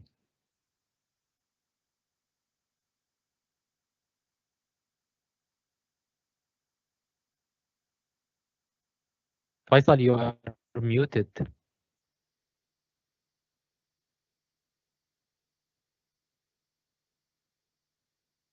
Okay. In this case, thank you very much, Faisal, for your presentation. When the internet connection will be good with you, we can continue the presentation, your presentation. But we have now to moving to Ivana. Ivana, you can, yes, start. Yes, here I am. Well, thank you, Faisal, for your presentation. I think we all learn a lot from it. And first of all, thank you so much for the opportunity to be here to express my experience and knowledge related to integrity in business and ethics. I will go a little fast to meet the time schedule. And well, I am a student. My name is Ivana Alvarado. I am a student of a dual degree program in Law and International Relations in Mexico. I have been working for almost a year at the transnational enterprise Bayer in the legal patent and compliance area and actively participating in the UNODC's Global Integrity Education Project since September last year. And well, I will talk about how to ensure your startup complies with business integrity standards. And well, today we have a promising and wide-ranging outlook to mitigate corruption cases and to innovate in integrity and compliance, which are essential in the public and private sector in my country, your country, and around the world. In a world that is becoming increasingly interconnected, as Faisal said, through technology, the potential for innovation is boundless. However, this implies great responsibility. This is where the concept of integrity comes into play. Integrity is a cornerstone of ethical behavior. It encompasses honesty, transparency, and a steadfast commitment to doing what is right, even in the face of challenges. And all the advances in technology can really be a turning point in the development of new strategies and tools using integrity, ethics, anti-corruption, etc. It is imperative as a society to constantly focus on changing along with the reality around us. This is making use of new technological tools, to address problems that predate us, but that still exist, even though guidelines and different mechanisms have already been developed to try to deal with them.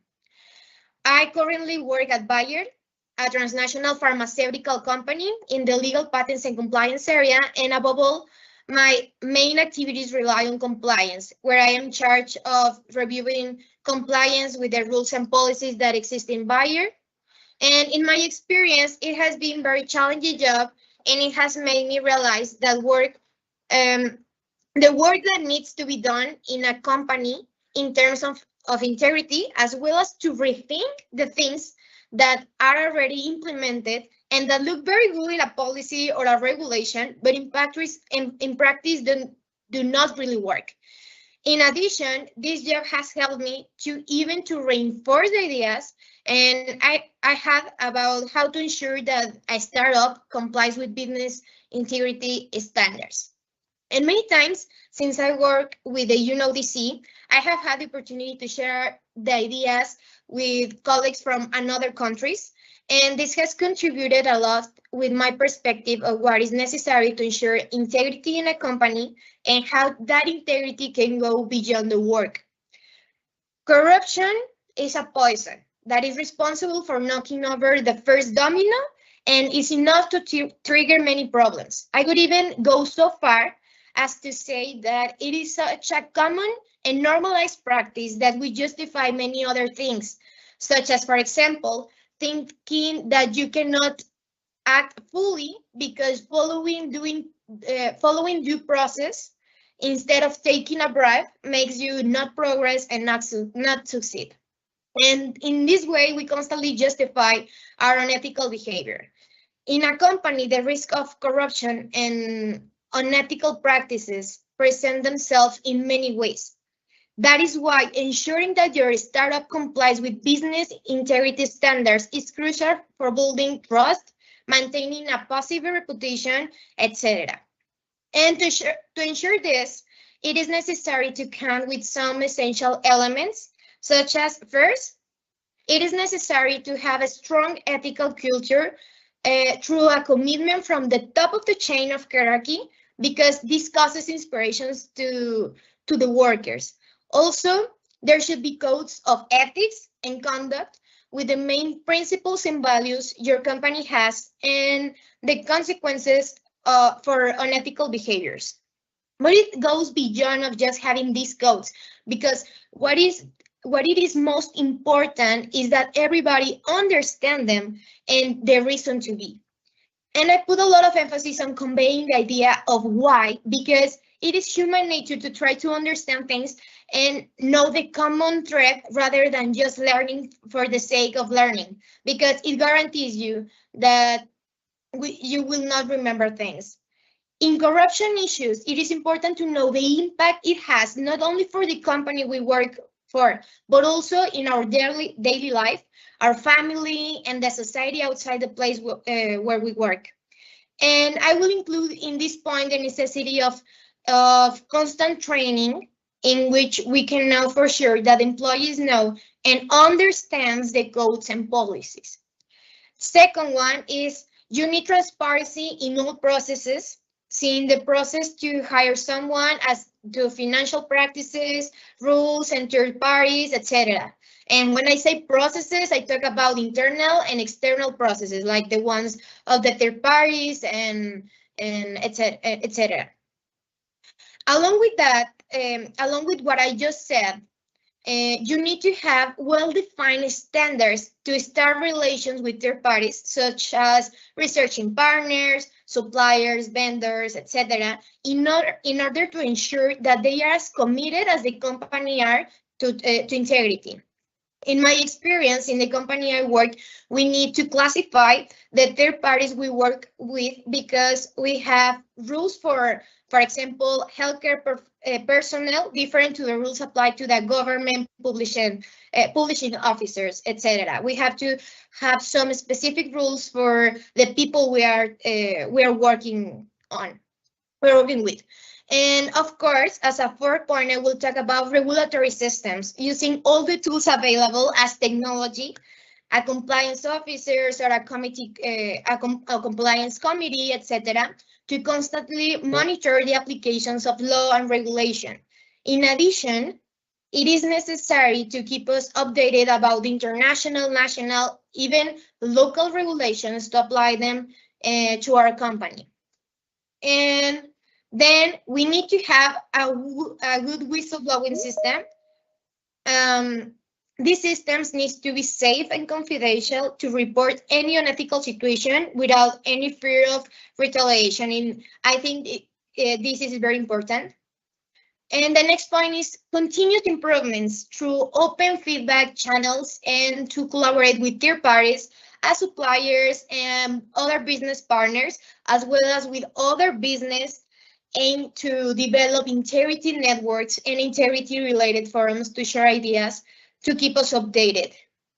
And I don't want to prioritize, or give more importance to one of them, but I think that many ethical and integrity-related problems could be solved if people understand why of these codes, policies, and regulations exist.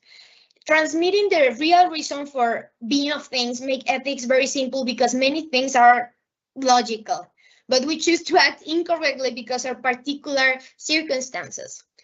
It means we all know that to give a gift to a supplier, for example, to obtain a benefit is wrong. And even knowing this, we decide to do it because we think it's easy and has no repercussions. But what if we start teaching those repercussions? In corruption issues, it is important to know the impact it has not just only for the company we work, but also, as I mentioned, in our daily life, our family, and the society. And to simplify this idea, let's imagine that a salesperson for a transnational pharmaceutical company, I'm not talking about my, my enterprise, the enterprise I'm working with, but this company asks a doctor to prescribe the drugs produced by the company instead of a generic drug that has the same ingredients and is cheaper. The salesman doesn't care that this might cause hardship for patients who don't have much money. The salesman convinces the doctor by offering him an all-expenses-paid trip to a medical conference at an overseas tourist site. This doctor accepts the deal. Both overlook the ethical requirement to treat the patient fairly, and if they don't care about the patient, it means that it is a human being that they don't care about, and in the end, they won't care as much about human beings in general as they did before making this an ethical situation. Therefore, it will be easier for them to do the same thing to another patient. The patient is directly harmed by being tricked into paying more for medical care by trusting the doctor. And now, let's suppose that by paying the expensive medical bill, the patient is unable to pay tuition for his children, and therefore the direct harm suffered by the patient caused indirect harm to the children. And ultimately, this affects the entire community. The reason for this is that, as behavioral ethics research shows, when a person does or attempts to do something that harms others, the person's respect for human nature is undermined.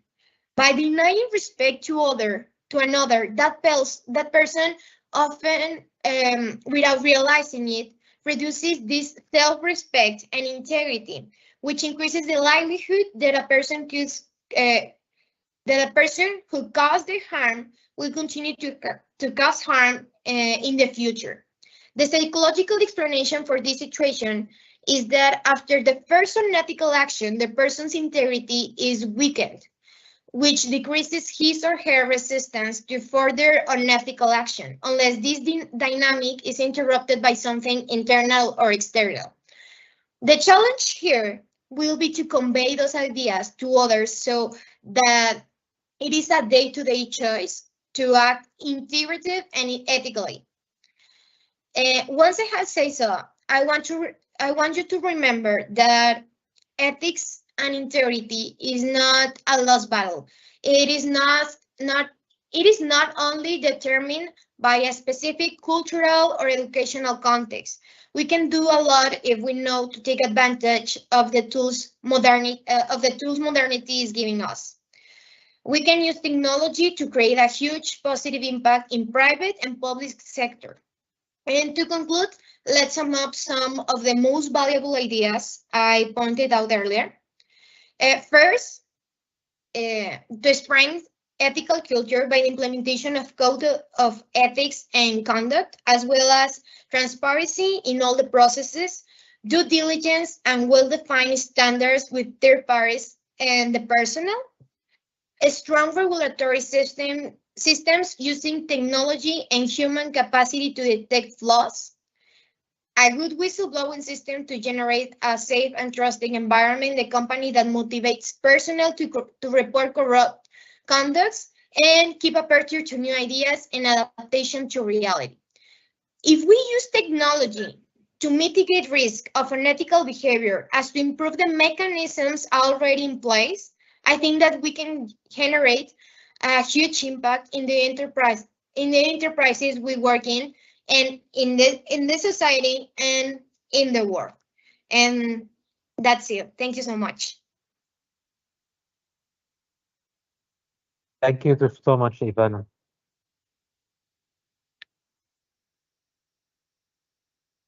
Okay. Let's take the next speaker, Mahinor, and then we will open the floor for your questions. Mahinor? Yes, I'm here. Yes. Will you share the screen? Yes. Just a moment. Okay. Okay. You can introduce yourself or Okay. what you are going Hello. to present. Okay. Hello and assalamu alaikum everyone. I hope you all are doing well. It is so great to see so many of you here gathered today to learn about ethics and integrity. Just a formal introduction. I'm Mahnoor Ahmed. I'm a UNODC Ethics Ambassador in Pakistan, currently studying public health and working as an Ethics Ambassador in Devo, Pakistan. I have been associated with UNODC for almost a year now, and let me tell you one thing, that I'm deeply honored and privileged to serve as a UNODC Ethics Ambassador.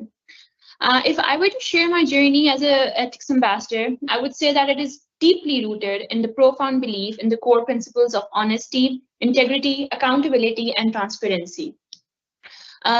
These principles now, they have started to guide my each and every action, each and every step that I take, and serve as a cornerstone of my commitment to fostering a culture of ethics and integrity. In this capacity, I stand as a beacon of unwavering dedication to the pursuit of justice, security, and the highest ethical standards.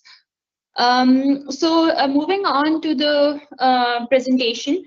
So today the topic of my presentation is how to ensure your startup complies with business integrity standards.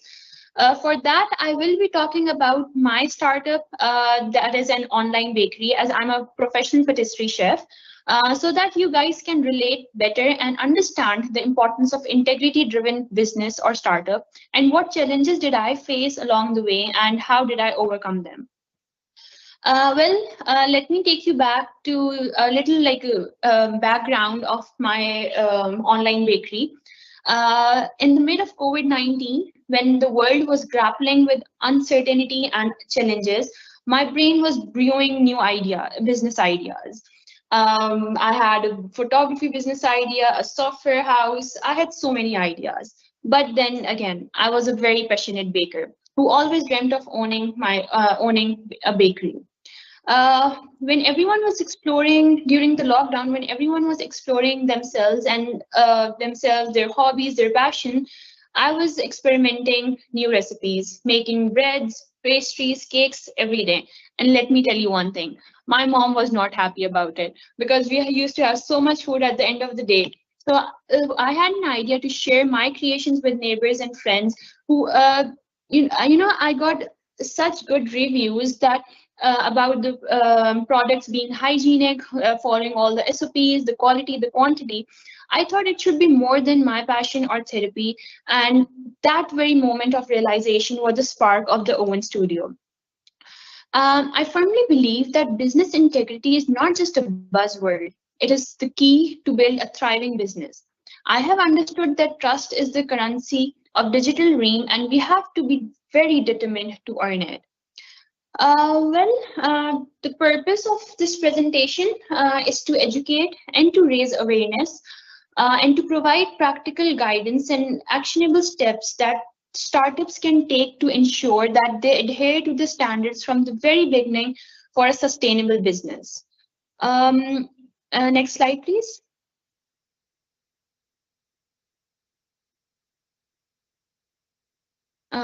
Next slide, sorry. So today we will be talking about business integrity. What are the fundamental elements, and how? What are the core principles we should have in mind while running a startup? First, let's talk about what is business integrity. I know you guys must have been talking about business integrity for the past 4 days now, but in a layman language, I think business integrity is about doing business in a way that not only generates profits, but also contributes positively to the society, respects ethical standards, and builds trust with stakeholders. It's the foundation for a reputable and successful business. Next slide, please.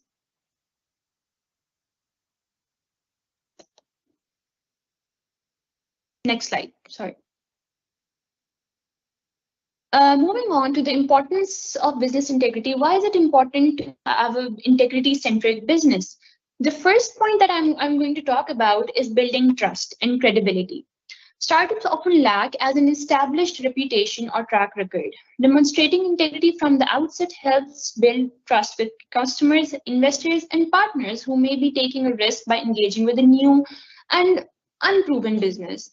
I remember once I received an order for a custom cake. The customer explained everything about her daughter's birthday. She wanted a cake shaped like her daughter's favorite cartoon character, which is Boss Baby. This was a challenging request, but I accepted it. However, what happened was the day before the cake was due, disaster struck. The gas in the neighborhood went out unexpectedly, leaving me with no way to finish the cake. I was so devastated, but knew that I couldn't disappoint the customer. Well, I decided to pack my bag, my baking equipment, and head to a nearby friend's house. Even though it was miles away, I worked through the night sculpting and decorating the cake with meticulous care. Now her daughter is 4 years old, and I have been baking her cake every year, and she has become such a loyal customer. So building trust and credibility goes a long way. Next point is attracting investors. You know, people want to do business with people who they can trust. And also, it goes without saying that employees also want to work for companies that they believe in, that they can trust in. So startups that are known for their integrity are more likely to attract and retain both customers and employees. Having an integrity-centric business also reduces risk. How?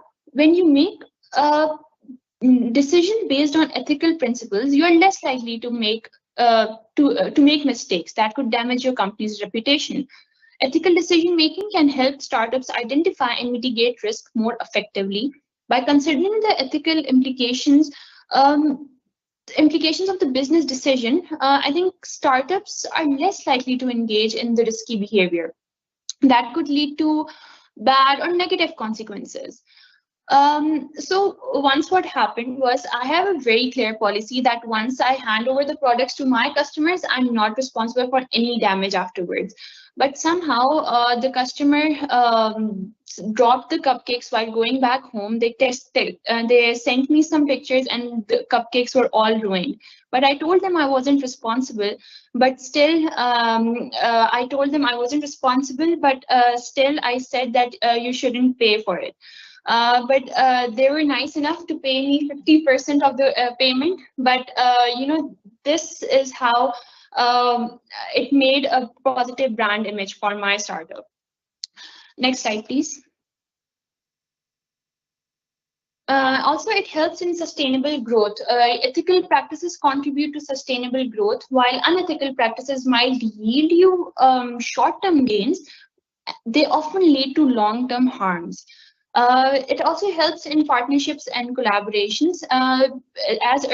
Just like earlier, I said that people want to work with people who they can trust. Ethical startups are attractive partners for other businesses and organizations.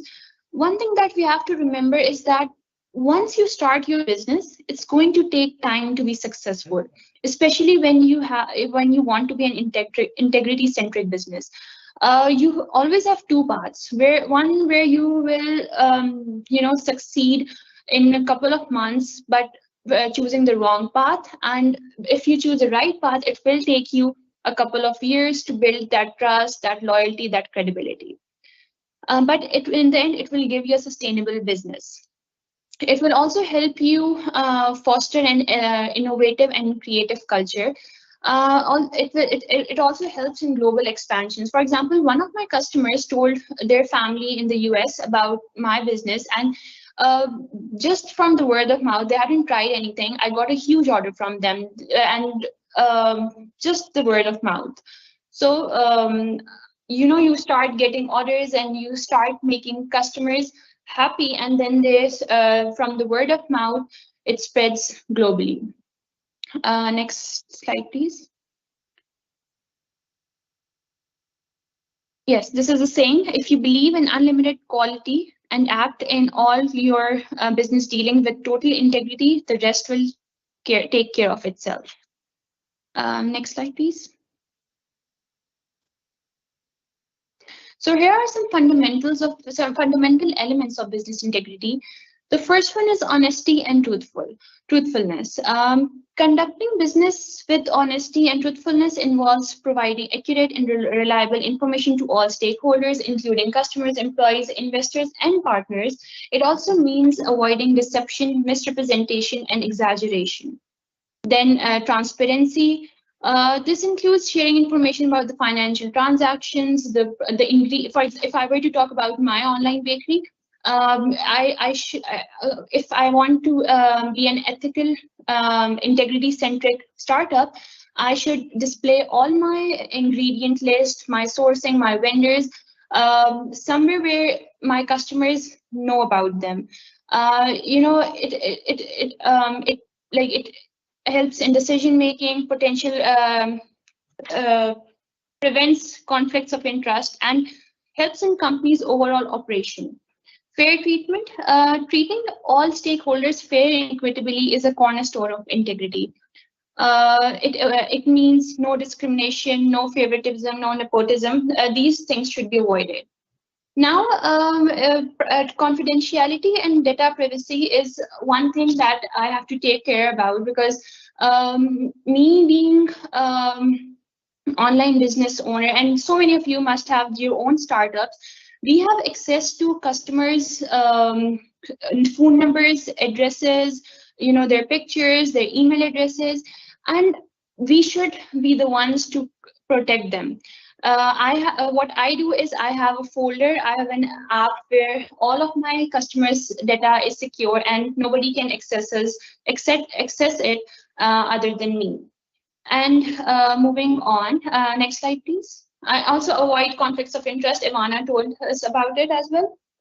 Here are some practical tips for ethical and integrity-centric entrepreneurship. The first one is define your core values. Start by identifying the core values that will guide your business, and these values should reflect your personal beliefs and form the foundation of your company's culture. Second one is create a code of conduct. We should have very clear and comprehensive code of conduct for your business. This document should outline the ethical principles, standards expected from all employees, including yourself. Then lead by example. As an entrepreneur, I think your action, my action set the tone for our organization. Even if you're working somewhere, you should be the role model. Demonstrate ethical behavior in all your dealings, from customer interactions to vendor negotiations. Then I think this is a very important point, to hire ethical team members. When you're building your team, you should prioritize hiring individuals who share the same commitment to integrity and ethics. Conduct thorough background checks and reference checks to ensure the integrity of your potential employees.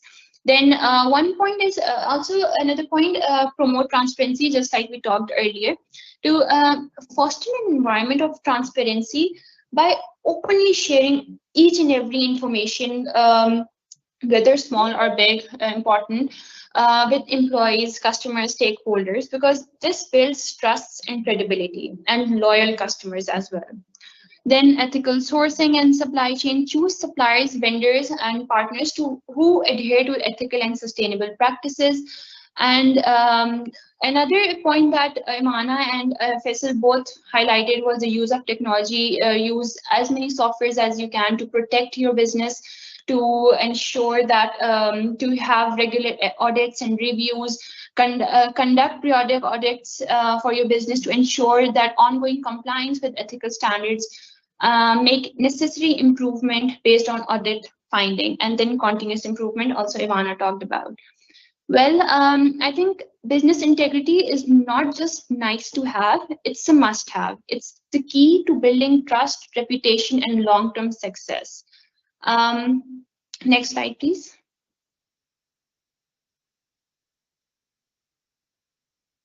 Yes, integrity, doing the right thing even when no one's watching. Next slide, please.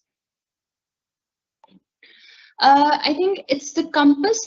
In business, integrity should be the compass that should guide your decisions, the standards by which we measure our actions, and the legacy we leave for our future generations. I want to extend my heartfelt gratitude to each and every one of you for your unwavering interest, dedication, and commitment to our hackathon focused on promoting ethics and integrity.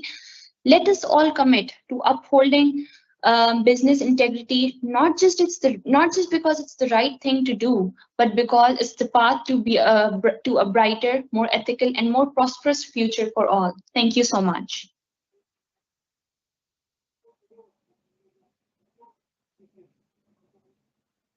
Thank you very much, Mahinor, for your presentation, and thanks for all speakers. I think Faisal is here.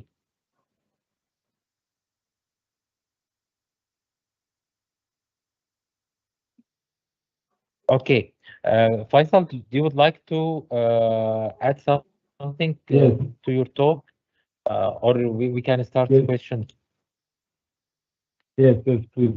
Can you hear me now, Nahel? Yes, I can hear you now. Okay. Sorry for that. There was an internet fluctuation. So, really quick one. So, finishing up on what I was presenting, I was talking about how to promote the culture of ethics and integrity in business. Number one, Yes. what you need is code of ethics and conduct. What is that? It will help the employees to make decisions. Number two, you must identify the conflict of interest. What is conflict of interest? This arises when individuals, they place their personal interest above those of the company for their own advantage. Point number. So how can you tackle conflict of interest? You can advance integrity paths between government and other businesses or civil society. For example, in Kenya, we have something called Blue Company Project, where business come, they join together and they say, if you want to do business, you must have integrity stamp. So there should be also ethical stamp.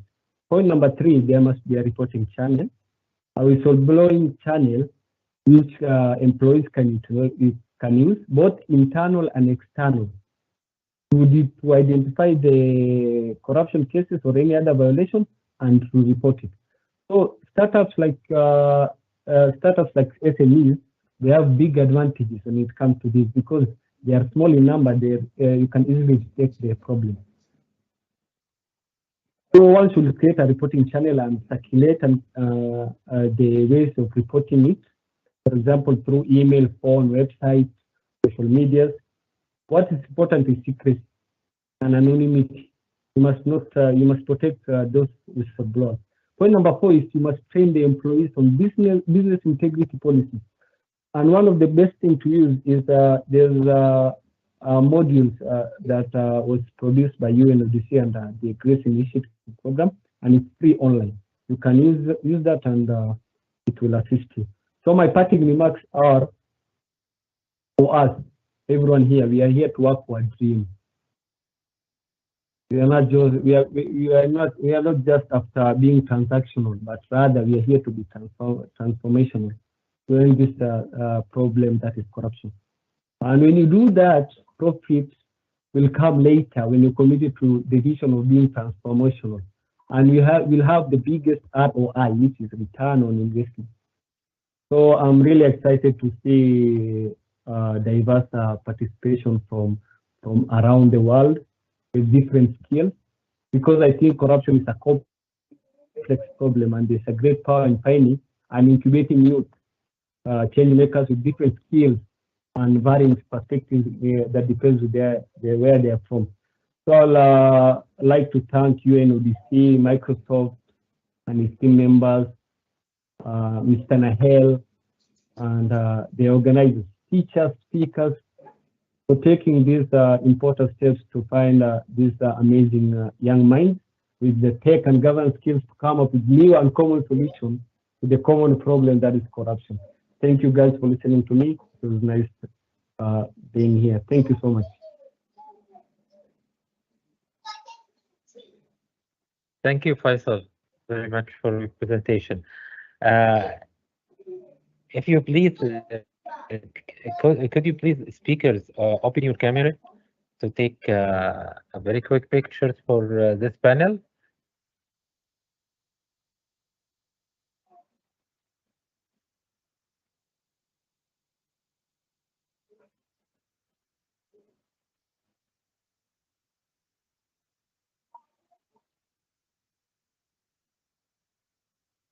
Yes. Are you ready? منال ادينا شوية بس هاخد صورة للبانل الأول وبعد كده ناخد صورة كلنا. اوكي؟ اوكي. Panel please smile. Where you are sad.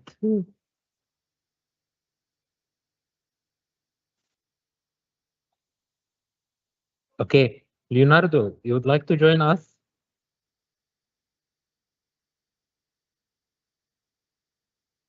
Of course. Hi, everyone. Yes. This is Leonardo here. Hi. Thank you, Faisal. Thank you, Ivana. Thank you, Manur, for the presentation, especially you, Manur. I think you made a lot of people hungry here. We've been hearing about your cupcakes. So I'm sure we all have a little spot in our stomachs now. Okay. Thank you, Nahel, for giving me the chance to say a few words. Just wanted to, You are welcome. again, to... But Leonardo, let us take pictures first, please. Okay? Okay. The picture. Sure. Ah, Picture first. I'm sorry. Sounds good. Yes. Just a smile.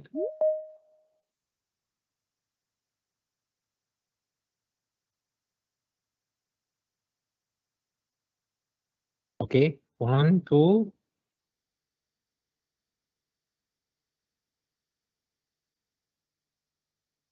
And now for all participants, if you'd like to join us in the picture, go ahead. And Leonardo, could you please, I'd like to ask for if there is any questions before starting your words, okay? Of course. Are you okay? Okay. Yes. Please, if you'd like to join us in the next picture, open your camera, please. For anyone, for any participants, you are welcome.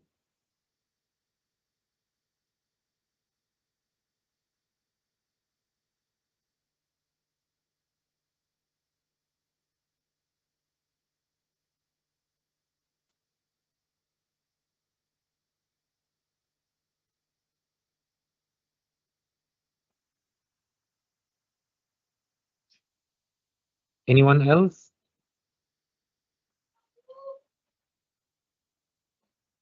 Hi, Laura, how are you?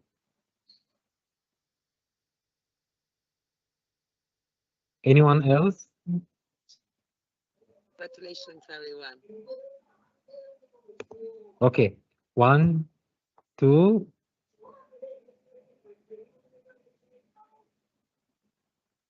One, 2, 3. Smile.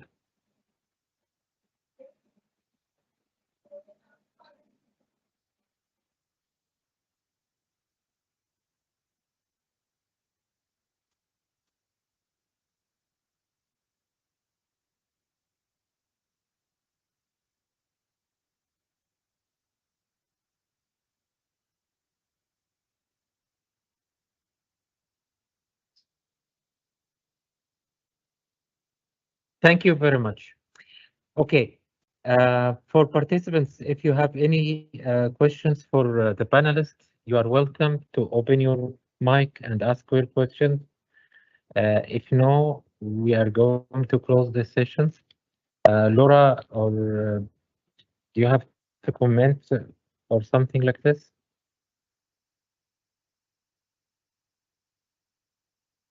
Thank you so much, Nahel. No, I just want to congratulate again Ivana, Mahnur, and Faisal for the great presentation. Thank you so much for sharing your experience, collaborating the companies as part of the project. Thank you so much, of course, to Leonardo, Nahel for creating this space and allow Ivana, Faisal, Mahnur also to share their experience with the participants here. So we hope that through this presentation you get inspired on the importance of implementing integrity during your daily work, but not only during the daily work. So Ivana, Mahnur, and Faisal said, in your daily activities everywhere you are. So really bring integrity always with you and always think about the positive impacts of doing things in the right way. So this is all from my side. I don't know if Leonardo wants to add something else. And of course, we very look forward to see your prototypes and your innovative solution to foster integrity. Thank you. Thank you very much, and Laura. good luck. Leonardo, floor is yours. Yes, thank you. Thanks, everyone. I'm glad to see that Laura Benjamin joined us. So to substantiate a little bit what I'm about to say, I just wanted to thank the speakers again. And I wanted to direct myself now to the hackathon participants, just to show you that, you know, by now you already understood a little bit the fact that the fight against corruption is really not something you put in one box. It's a complex thing that has different facets, a lot of dimensions, and it's certainly something that you cannot fight alone. It requires a really, you know, advanced and multi-layered approach response. And this is why we wanted to give you a comprehensive overlook into as many different facets as possible in order for you to obtain the knowledge that you need to kickstart your ideation, which we know you are going to be start doing it very soon. And we are sure that you are excited for that phase. But in order for you to have all ideas on check, we wanted to provide you as much knowledge as possible from people, you know, that belong to the same group as you. And this is why I want to thank Ivana, Manur, and Faisal again. The speakers today, they are part of the UNODC Ethics Ambassador Program, which means that they are students, just like yourselves, same age group, just different countries, which adds to the beauty of this program that we're having.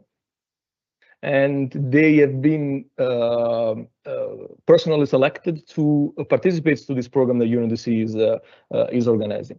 And in the margins of this program, they not only learned about the theory behind business integrity and how to make business compliant to integrity standards, but they've also put that into practice. They have worked with different companies, and this is exactly where the innovation comes from, where the impact is generated.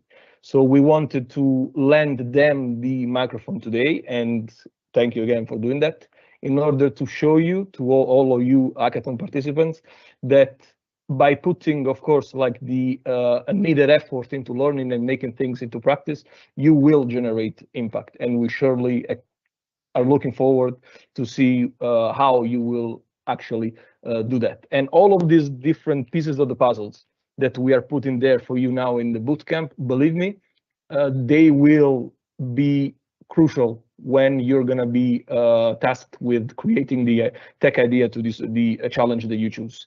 I'll talk about myself now. I am not an expert into technology. Believe me, you guys know much more than me about this specific topic.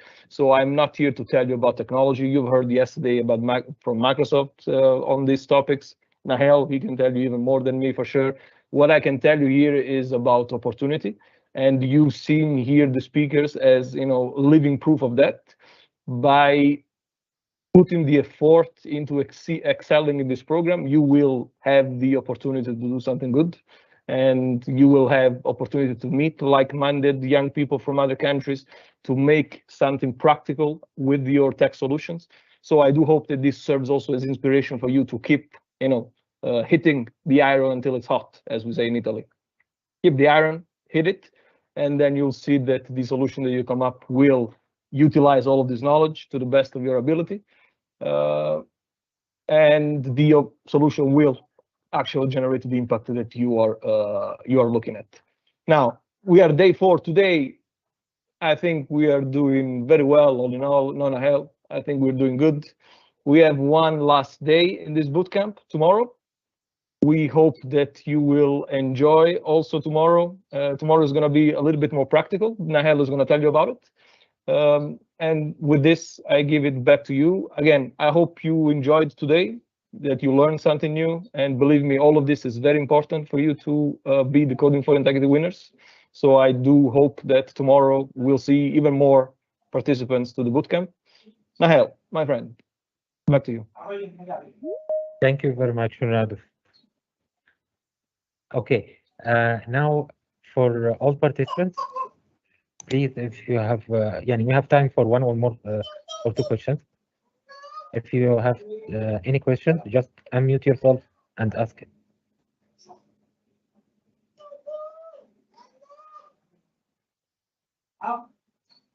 Okay, in this case, I am very appreciating your participation, Faisal, Mahinur, and Ivana. Thank you very much for your speeches and presentations. and hope to see you again soon, inshallah. Okay, thank you. Now, participants, we are going to our closing sessions. Ivana, Mahinur, and Faisal, you are welcome to stay with us if you would like. To see there is some competitions and some other activities, active activities with participants. We are going to do it now. Okay.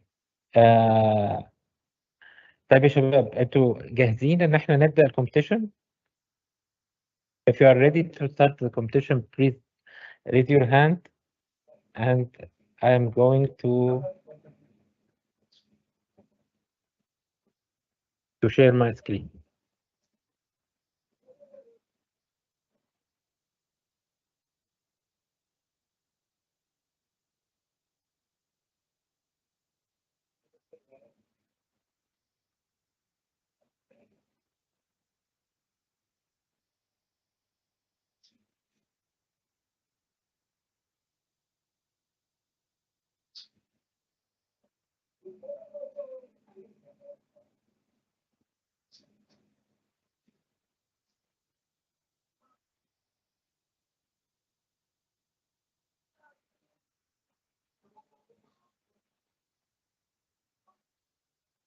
Do you see my screen? Say yes. Yes, please. yes, we see it. We see it. Yes, okay. Okay, thank you. Go ahead at slido.com and enter the code 2197808, or if you are using your mobile, just scan the QR code.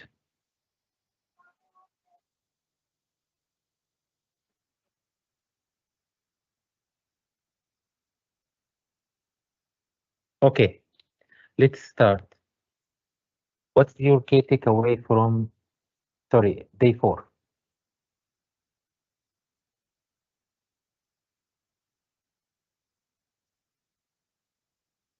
Cakes. The first answer is the cake.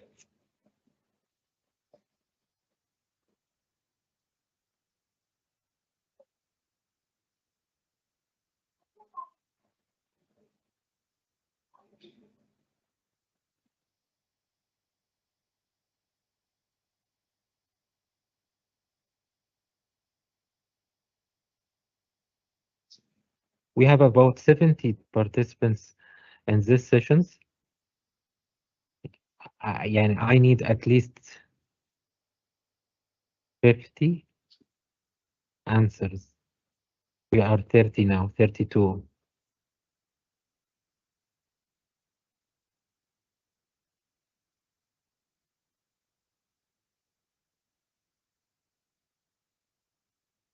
Okay, moving to next question.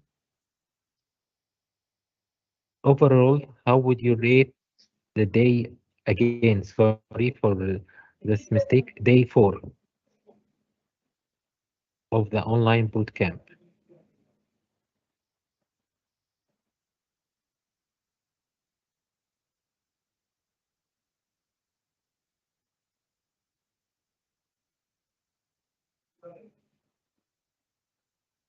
Go ahead, I'm still waiting for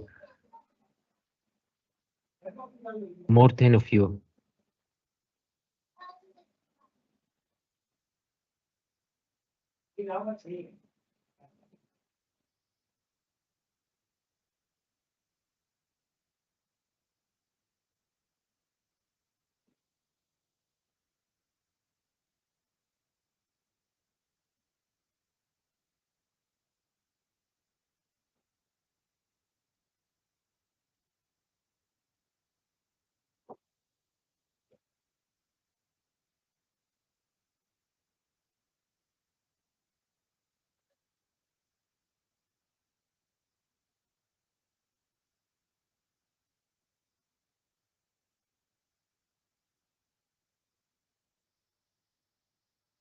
Type. In this case, okay, thank you very much. The last question, even better if.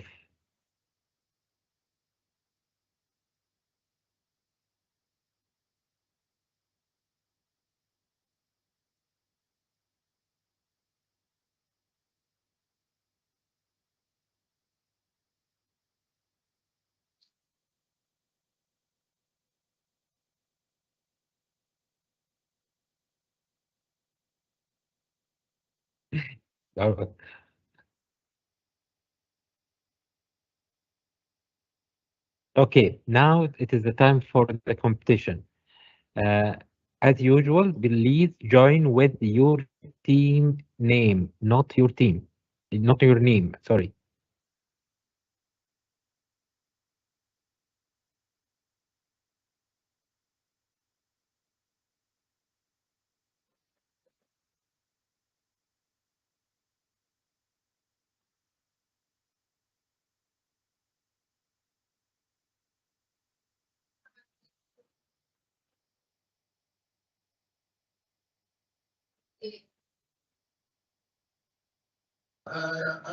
Okay.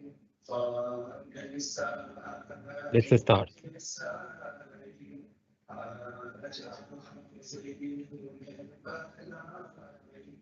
You have 30 seconds to answer.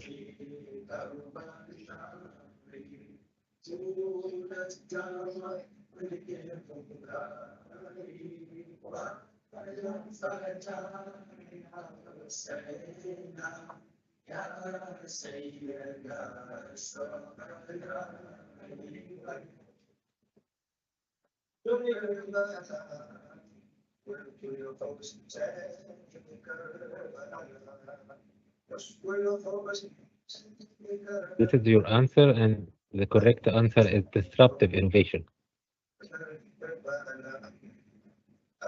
Next question. Very quickly.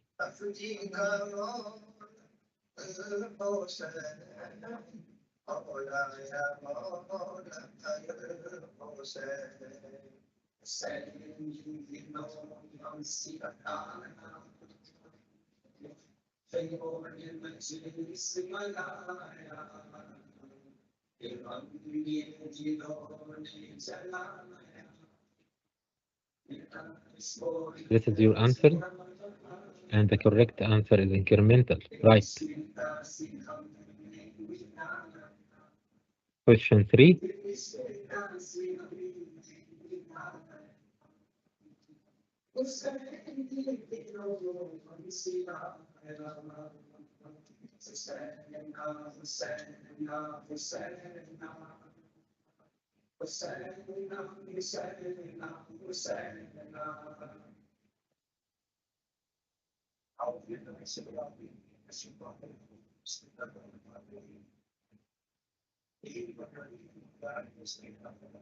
Right.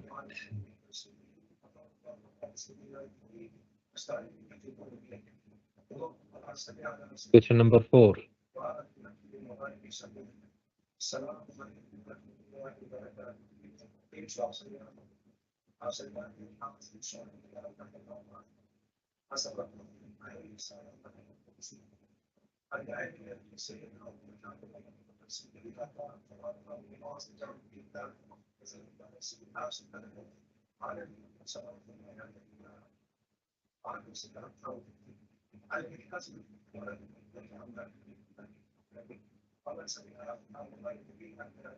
The first step to start the innovation process is understanding the problem. And I would like to remember you that you are going to submit the first submission today at 8 p.m. and it is about understanding the problem.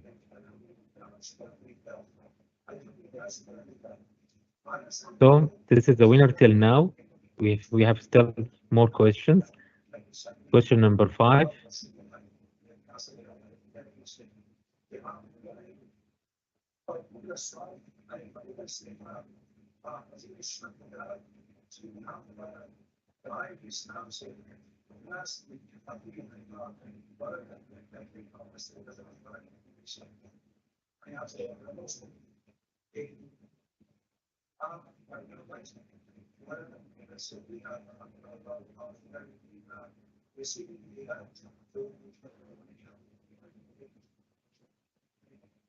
Question number 6.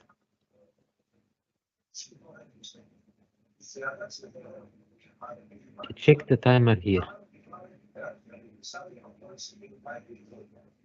And also here.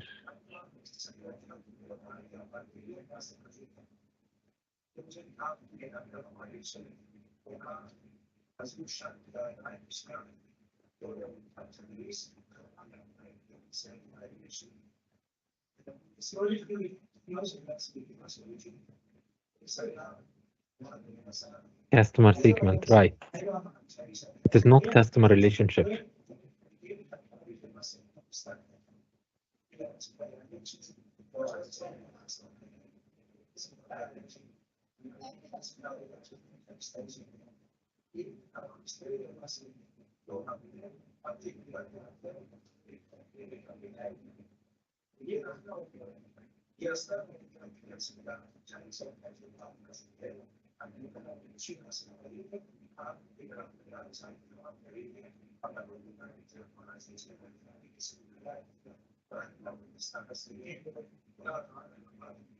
The activity, right.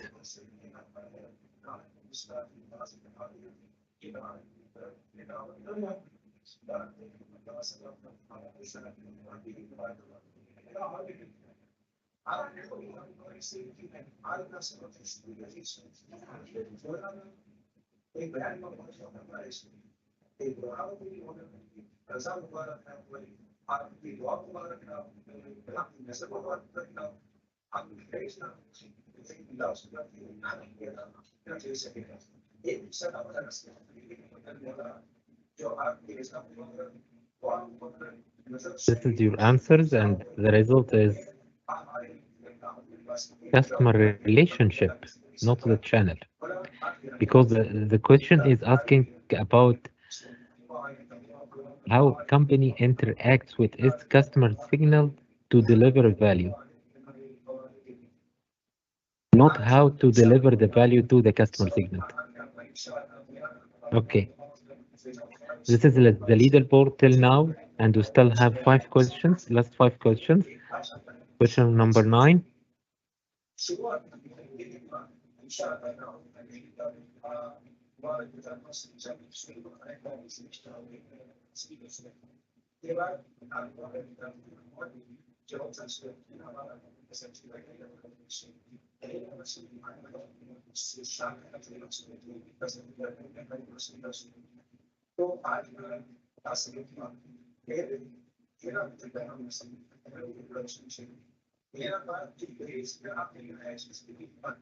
This is your answer. Right. Good. Question number 10. This was the part apart from Ian presentation today. Pestel model. P stand for political. What could be considered as a political issue?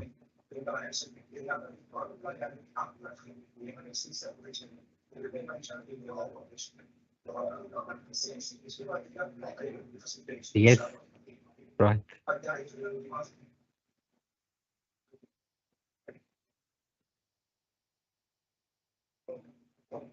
Question number 11. Also about Pestel model analysis. By the way, you have to do the Pestel model analysis to test your idea before implementing it.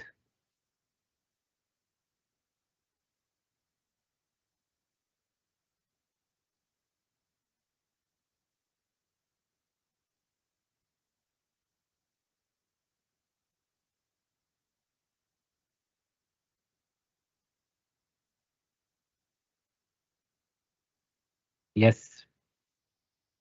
Question number 12. What are the 2 things you need to deal with risk? This was part of Dr. Ahmed's presentations.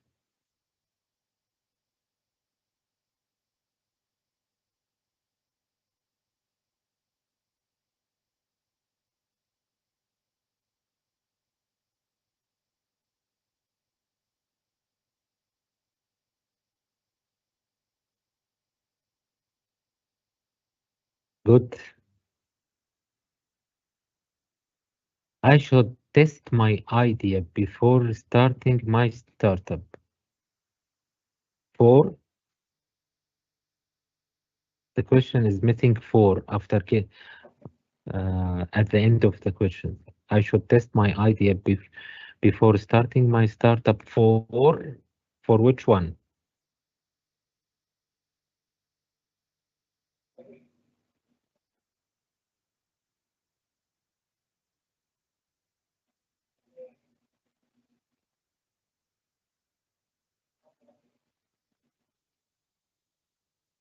Okay, are you ready for last question?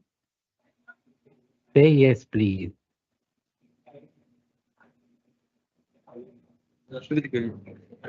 Yes. Okay.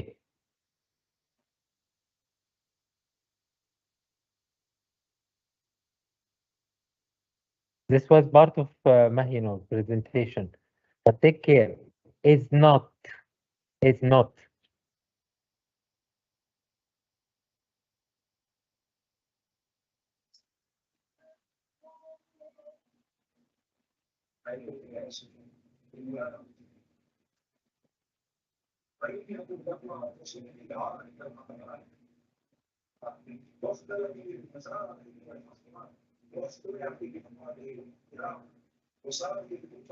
This was your answer, and the correct answer is selling more product is not one of the importance of business integrity in a startup. And unfortunately, 50% only selecting the right answer. And finally, this is the winners. Ethics of AI.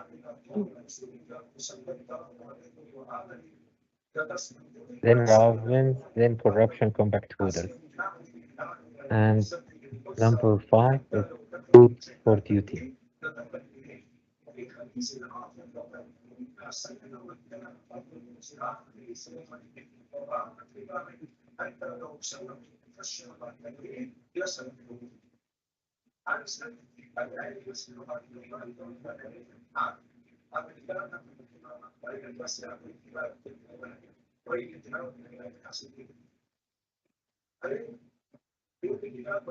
تمام يا شباب، شكرا جزيلا لكم. الزيرو برايز براس بوزيتيف. هو مين ايه؟ صح. ethics of AI. حاضر. اوكي، هنبقى نشوف الموضوع ده. حاضر. Thank you very much. طيب قولوا لي لو في اي اسئله ممكن اسمعها منكم. لو ما فيش عندي شويه حاجات عايز اقولها لكم.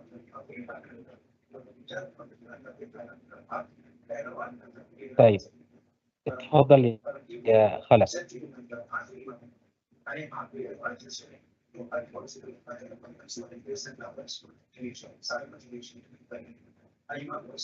شباب، الناس اللي رفع ايديها عندها اسئله ولا رافعين ايديكم وناسيين؟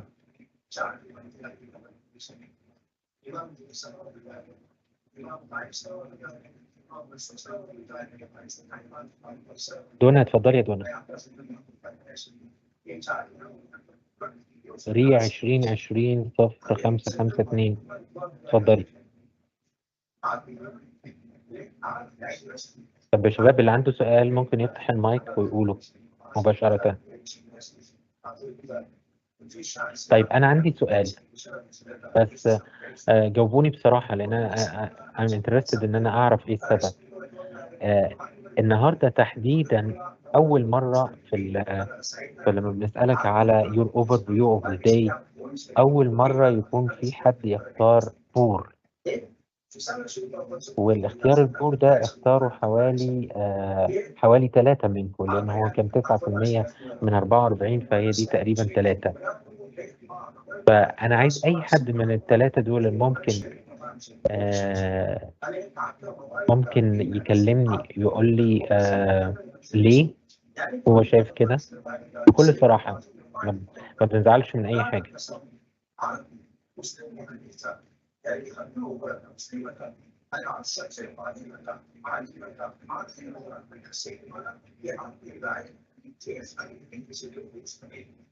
يا شباب مين الثلاثة اللي اتكلموا؟ انتوا سامعين صوتي ولا لا؟ واصل صوتك سامعين. طب مين بقى الثلاثة اللي اختاروا كده؟ اللي اختاروا بو؟ مين؟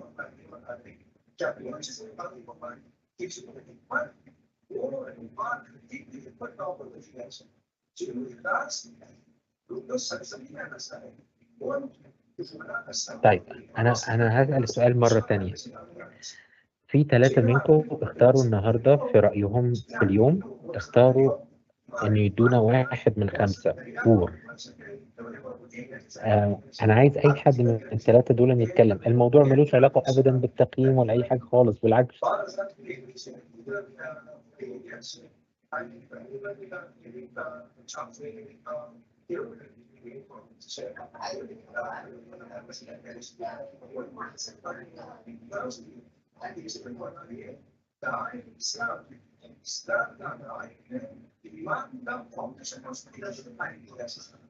Okay, go ahead, please.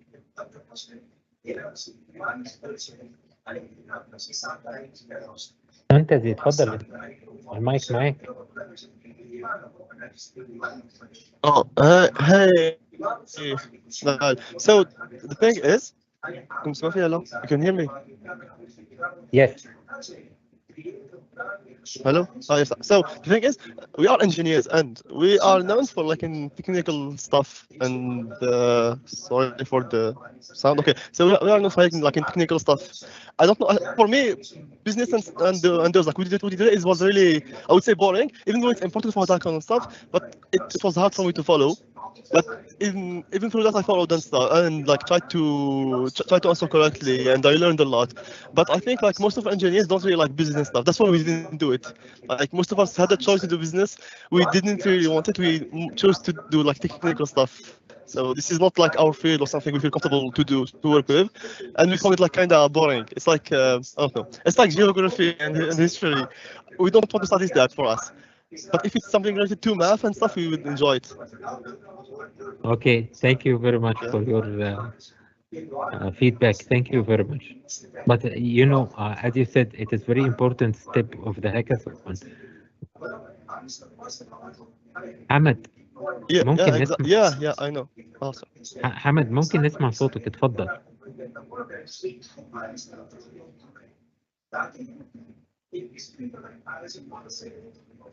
Hello, can you hear me? Yes, go ahead, please. Yeah, as I said, personally for me, the slides were very interesting, but because of the past couple of days, we've had session after session after session, so it was draining for us. And I feel like just 5 or 10 minutes between each session would be very nice and refreshing, so we could come fresh to the other session. Okay, but it is not about the topics. No, not at all for me. Nor the speakers. No. Okay, thank you very much. Okay. Thank you. طيب أي حد حابب يضيف حاجة؟ Anyone would like to add anything? Please go ahead. Open your camera. Open your mic and go ahead. مرحبا ناهل. مرحبا. يعطيكم العافية يا جماعة. أنا صلاح الدين. هلا صلاح الدين، كيف الموضوع؟ لأني كنت عم بقرأ حتى في التست اللي عملته ناهل، في ناس علقوا إنه البزنس ممكن، خصوصا لأنهم أغلبهم مهندسين وكمبيوتر انجينيرز وهيك. بس صححني صلاح، أنت مهندس برضه صح؟ صحيح، أنا كمبيوتر انجينير. طيب شوف بقى. انا معهم. انا كمبيوتر انجينير بس حولت للبزنس. بس اي كان ريليت لموضوع انه لما تكون انت في سيكتور وحابب تتعلم فيه اكثر، لما واحد يجيك في موضوع معين ممكن ما يكون جدا محمس لك. زي ما حكى ناهل وزي ما حكى زميلنا قبل شوي، انه هو الموضوع جدا مهم بس ما بيكون عندنا الرغبه نتعلمه. هذا شيء جدا يعني عادة بنواجهه حتى. فمشان هيك عادة بيكون في أكثر من حدا في الفريق. في ناس ممكن تهتم أكثر في التكنيكال سايد، في ناس تهتم في الديزاين سايد، في ناس تهتم في البيزنس سايد. كل حدا حلو يتخصص في مجاله، بس الافضل من هيك تتخصص في مجالك نفس الوقت تعرف عن المجالات الاخرى. بسموه حتى interdisciplinary knowledge، انه انت بتعرف في تخصصك منيح بس تعرف في باقي التخصصات مشان تقدر تجمعهم بطريقه معينه. شكرا جزيلا لمداخلتك صلاح.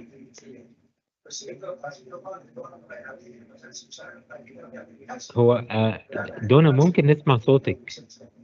انا ما اعرفش هو انا بنطق الاسم صح ولا لا الاول.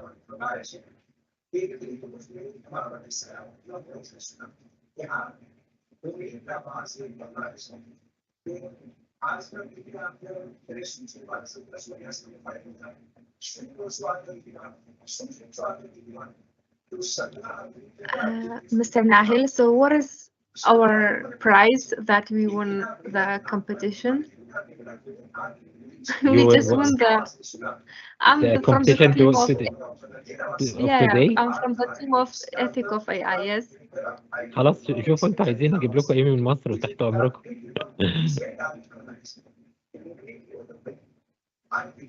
طيب اوكي، عشان ما اطولش عليكم خليني اقول لكم بس حاجه مهمه جدا جدا جدا، وارجوكم تركزوا معايا في الدقيقتين اللي جايين، ولازم ده تنقلوه لكل الفريق. اكيد انتوا شفتوا البرنامج بتاعنا لبكره. خلي بالكم من حاجه مهمه جدا هنبهكم لها، زي ما قال ليوناردو لكم في حالا من شويه، ان بكره هيكون يوم براكتيكال اكتر. طيب يعني ايه بقى بكره هيكون يوم براكتيكال اكتر؟ بكره يعتبر اليوم الاول، ممكن تسموه day 1 of the hackathon. تمام؟ لانه هو تقريبا هيحضرنا للان بيرسون هاكاثون. تمام؟ بكره انتوا شايفين الشاشه بتاعتي، البرزنتيشن بتاعتي صح؟ واضحه. واضحه. تمام. طيب بكره زي ما انتم شايفين ادي ده البرنامج بتاعنا day 5 اهو. day 5 زي ما احنا متعودين هنعمل هنا الريكاب لايه اللي حصل له، الانترودكشن اللي احنا بنعملها كل يوم، وفي نفس الوقت برضو هنعمل الفيرتشوال ريجستريشن فوق زي ما انتم شايفين. هنيجي بقى للسيشن اللي بعدها على طول، اللي هي سيشن ايديشن اند بروتوتايب بارت 1. تمام؟ ايه اللي هيحصل فيها؟ السيشن دي عباره عن نص ساعه. تمام؟ انا هاخد منها اوعدكم 10 دقائق بالظبط او اقل كمان. طيب وبقيه النص ساعه هنعمل ايه؟ هنروح نتقسم كل تيم جوه التيم جروب بتاعه، وبعد ما يدخل جوه التيم جروب بتاعه هيستارت ميتنج جوه الجروب بتاعه. تمام؟ طب ليه بقى هيبدأ يشتغل على ايه؟ المفروض ان هو هيبدأ يحط الاساسيات بتاعة الفكرة او مكونات الفكرة بتاعته. معايا يا شباب؟ طيب في الوقت ده بقى انا وحاتم هنعمل ايه؟ هنبدأ ندخل معاكم على الميتنجز اللي انتوا عاملينها. لو في اسئلة هنجاوبها، اسئلة هنروح للاجتماع التاني او الجروب التاني او كده. وفي نفس الوقت هتشيك كم عدد اعضاء المجموعة الواحدة حاضر. تمام؟ عايز اقول لكم ان اليوم بتاع بكرة ده يوم اساسي جدا، وعدم حضوره لأي سبب كان قد يؤثر، مش قد، سوف يؤثر على استكمالك للهاكاثون. تمام؟ اعتبروه ده يوم من أيام الإمبيرس. تمام؟ طيب وبعد كده اللي هيحصل إن إحنا الساعة 11 12 طبعا دي التوقيتات بتوقيتات وسط أوروبا كلها زي ما إحنا عارفين يعني.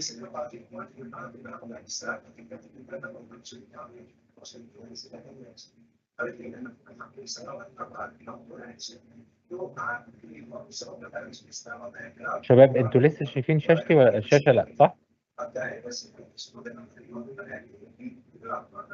لا الشاشه لا، بس نحن شايفينك لا. اوكي تمام.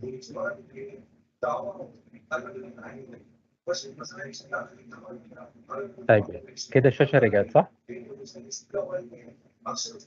صح. اوكي تمام. خلونا نكمل. زي ما اتفقنا هناخد لانش بريك من 11 ل 12. دي قلنا بتوقيتات وسط اوروبا. دي هتبقى مثلا في القاهره هتبقى من 12 ل 1. ده هتبقى بريك. بعد كده هنرجع بعد البريك هنقعد كفرق.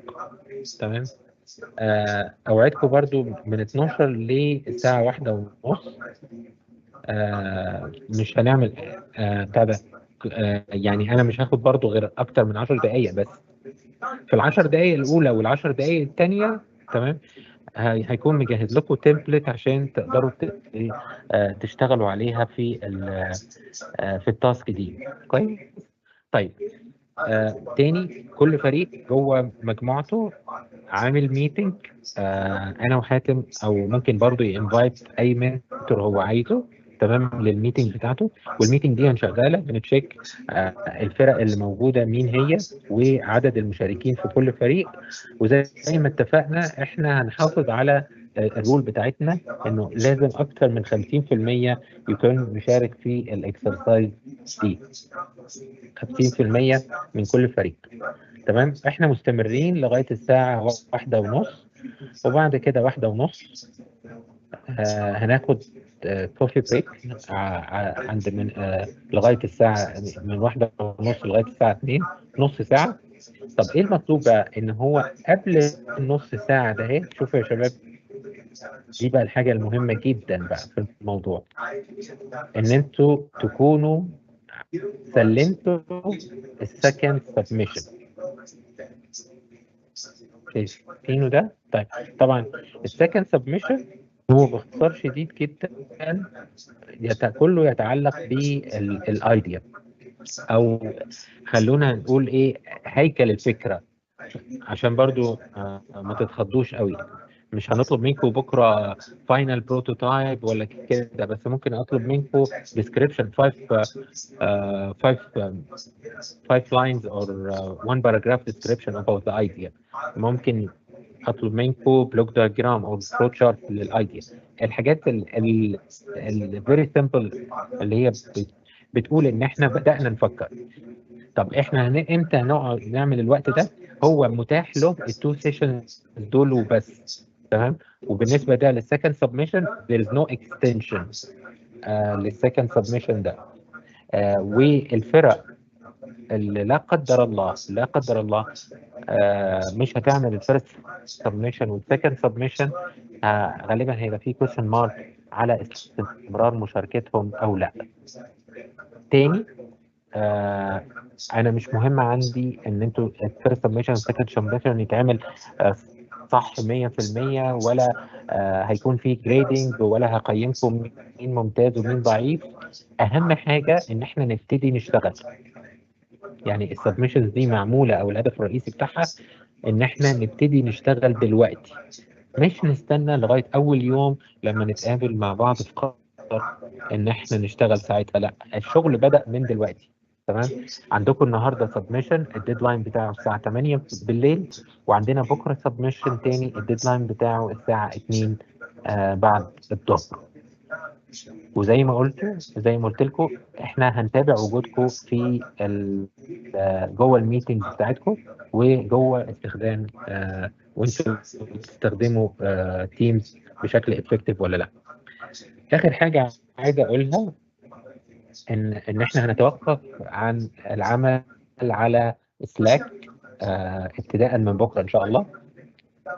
يعني سلاك our group on the Slack the last day of it will be today ومش هنبص له تاني. فلو سمحتوا هنركز كل شغلنا لازم بقى من دلوقتي لازم نكون مركزين جدا في مكان واحد المكان اللي فيه كل المشاركين وكل الاورجنايزرز وكل المنتورز. تمام. اتفقنا. طيب عشان نكلوز السيشن دي تمام، انا محتاج كل الناس ترفع ايديها، كل اللي في السيشن يرفع ايده، يعمل ريز يور هاند بليز. تمام. انتوا فاكرين لما في المحكمة كنا بنروح نشهد كنا بنعمل كده؟ تمام. فكده انا بشهدكم على انفسكم. تمام. انا خلاص انا بلغت، اللهم فاشهد. عندنا سبمشن النهارده الساعة كام؟ حد يقول لي الساعة كام؟ الساعة 8. الساعة 8. شكرا. فانتزي مفيش حد غيرك ناصفني في المجموعة كلها صراحة. شكرا جزيلا، انت ليك جايزة خاصة مني. تمام. انت الوحيد اللي معبرني بالانتر اكشن. شكرا. طيب وبكره عندنا سبمشن تاني الساعة كام؟ الساعة 2 سنترال يوروب تايم. سنترال يوروب تايم. ثانك يو فيري ماتش. تمام. خلاص احنا كده خلصنا فور توداي. لو حابين تتوكلوا على الله براحتكم خالص. ولو في اي اسئله اللي حابب يسال، انا باقي قاعد شويه ان انا اجاوب اسئلتكم، واللي حابب يتوكل على الله ويبدا يجهز في السبمشن بتاع النهارده بسرعه. اوكي سيد ناهل، بس عندي سؤال. اتفضل.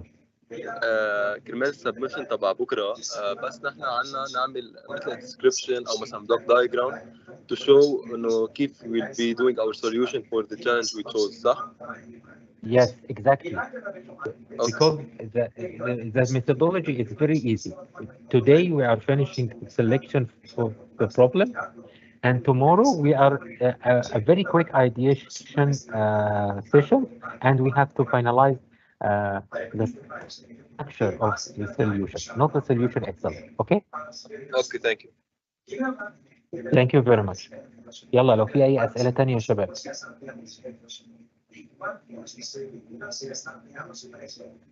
أي أسئلة أنا جاهز. حاتم are you there؟ حاتم are you there؟ أوكي. صوتك واضح، اتفضلي. هلا عندي سؤال. البروبلم ستيتمنت والبروبلم ايفيدنس نقدر نستشير فيهم حدا؟ طبعا. مين نقدر نستشير؟ نعم. مع مين بنقدر نحكي؟ في مجموعة من المنتورز، حوالي 7 أو 6 موجودين على ام تيم. ده بالإضافة لأنا وبالإضافة لحاتم. اوكي. نبعت سؤال وين بالضبط؟ على لاني بعثت اوريدي طيب. ورد علي. خليني اوريك ازاي. تمام. بسرعة.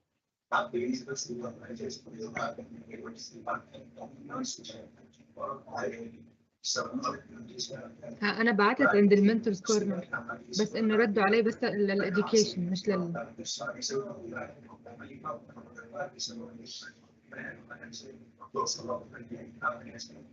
انت بعتي في المنتورز كورنر؟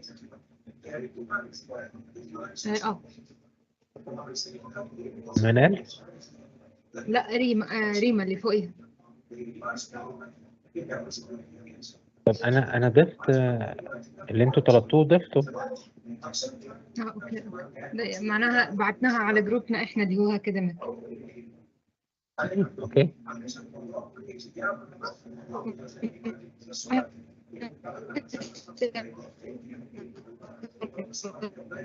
طب يا شباب اي حد عايز مساعده من اي من اي منتور في المنتورز كورنر، كول فور ا منتور.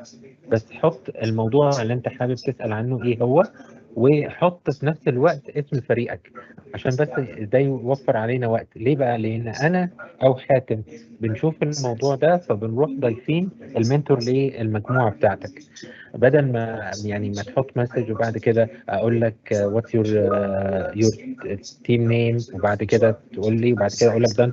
فممكن نختصر ده في ان احنا نحط على طول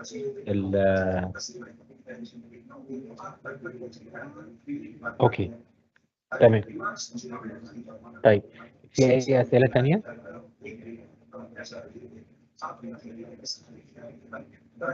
في أي أسئلة تانية أقدر أجاوب أي حاجة تانية؟ أنا عندي سؤال. اتفضلي. ديما عندي مشكلة مع التمبليت، مش عارفة اللي we supposed to submit it today. I can't find the template معناتها اللي نتبعوها. ليه؟ إزاي؟ التمبلت لينك موجود. دقيقة واحدة.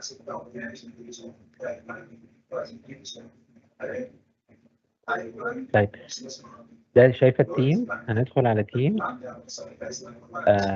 هنا، وبعد كده نختار جنرال، بعد كده هنختار فايل،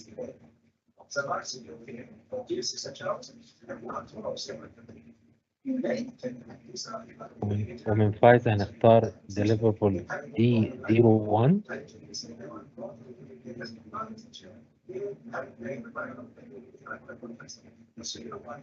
and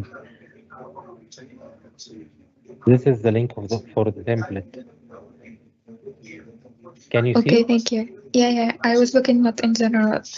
The second question is we are supposed to submit our document in the Teams, right? No. Who's speaking? Me. Oh.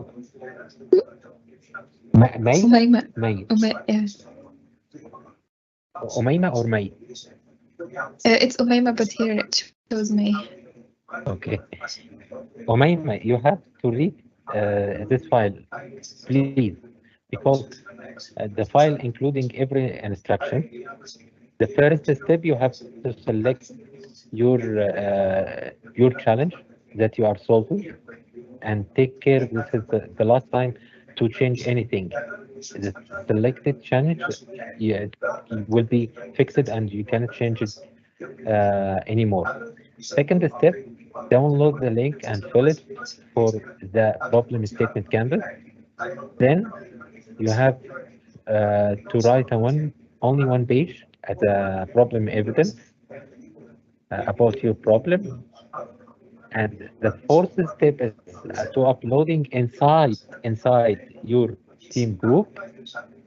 And the last step, the team leader is requested to uploading the file using this Google form. Okay? Okay, thank you. Umayma, okay? Yeah, very clear. Thank you. Okay, you're welcome. يا شباب في أي أسئلة تانية؟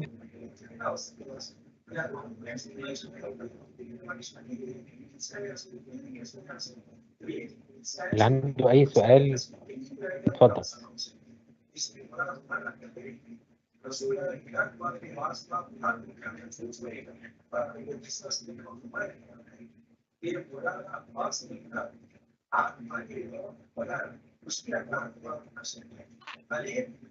لو سمحت اتفضلي. بخصوص اللي بيكونوا يساعدونا مثلا في التطبيق واللغات وكذا، بيكونوا بس موجودين معنا يعني بكرة الصباح، أو بيكونوا متواصلين معنا طول الأسبوع القادم إن شاء الله إذا احتجنا مساعدة أو شيء؟ هم هيكونوا موجودين طول الأسبوع اللي جاي أونلاين، تمام؟ وفي نفس الوقت هيكونوا معانا in person إن شاء الله وإحنا في الدوحة. لكن الموجودين بكرة الصباح المضمون يعني إن هم موجودين بكرة الصباح أنا وصلاح الدين وحاتم، تمام؟ بس خدي بالك إن بكرة مفيش كودينج required في الموضوع، أوكي؟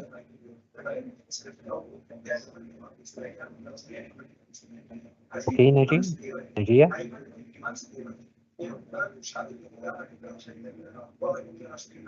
معلش بس هو انا ما فهمتش بكره ايه اللي المفروض هيحصل فيها. بكره هنبدا الخطوه الاولى في الايديشن. اوكي، ونطبق عليها كل اللي اتعلمناه خلال الفتره اللي فاتت، صح كده؟ تقريبا صح كده.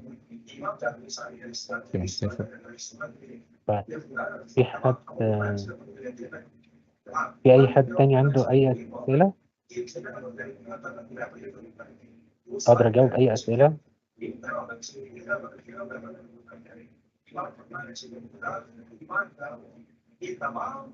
طب الناس اللي موجودين معانا احنا خلصنا.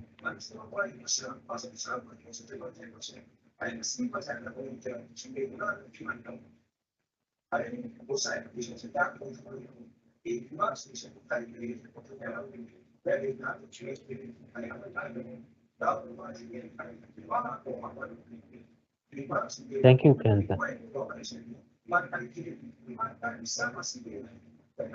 Thank you يا شباب.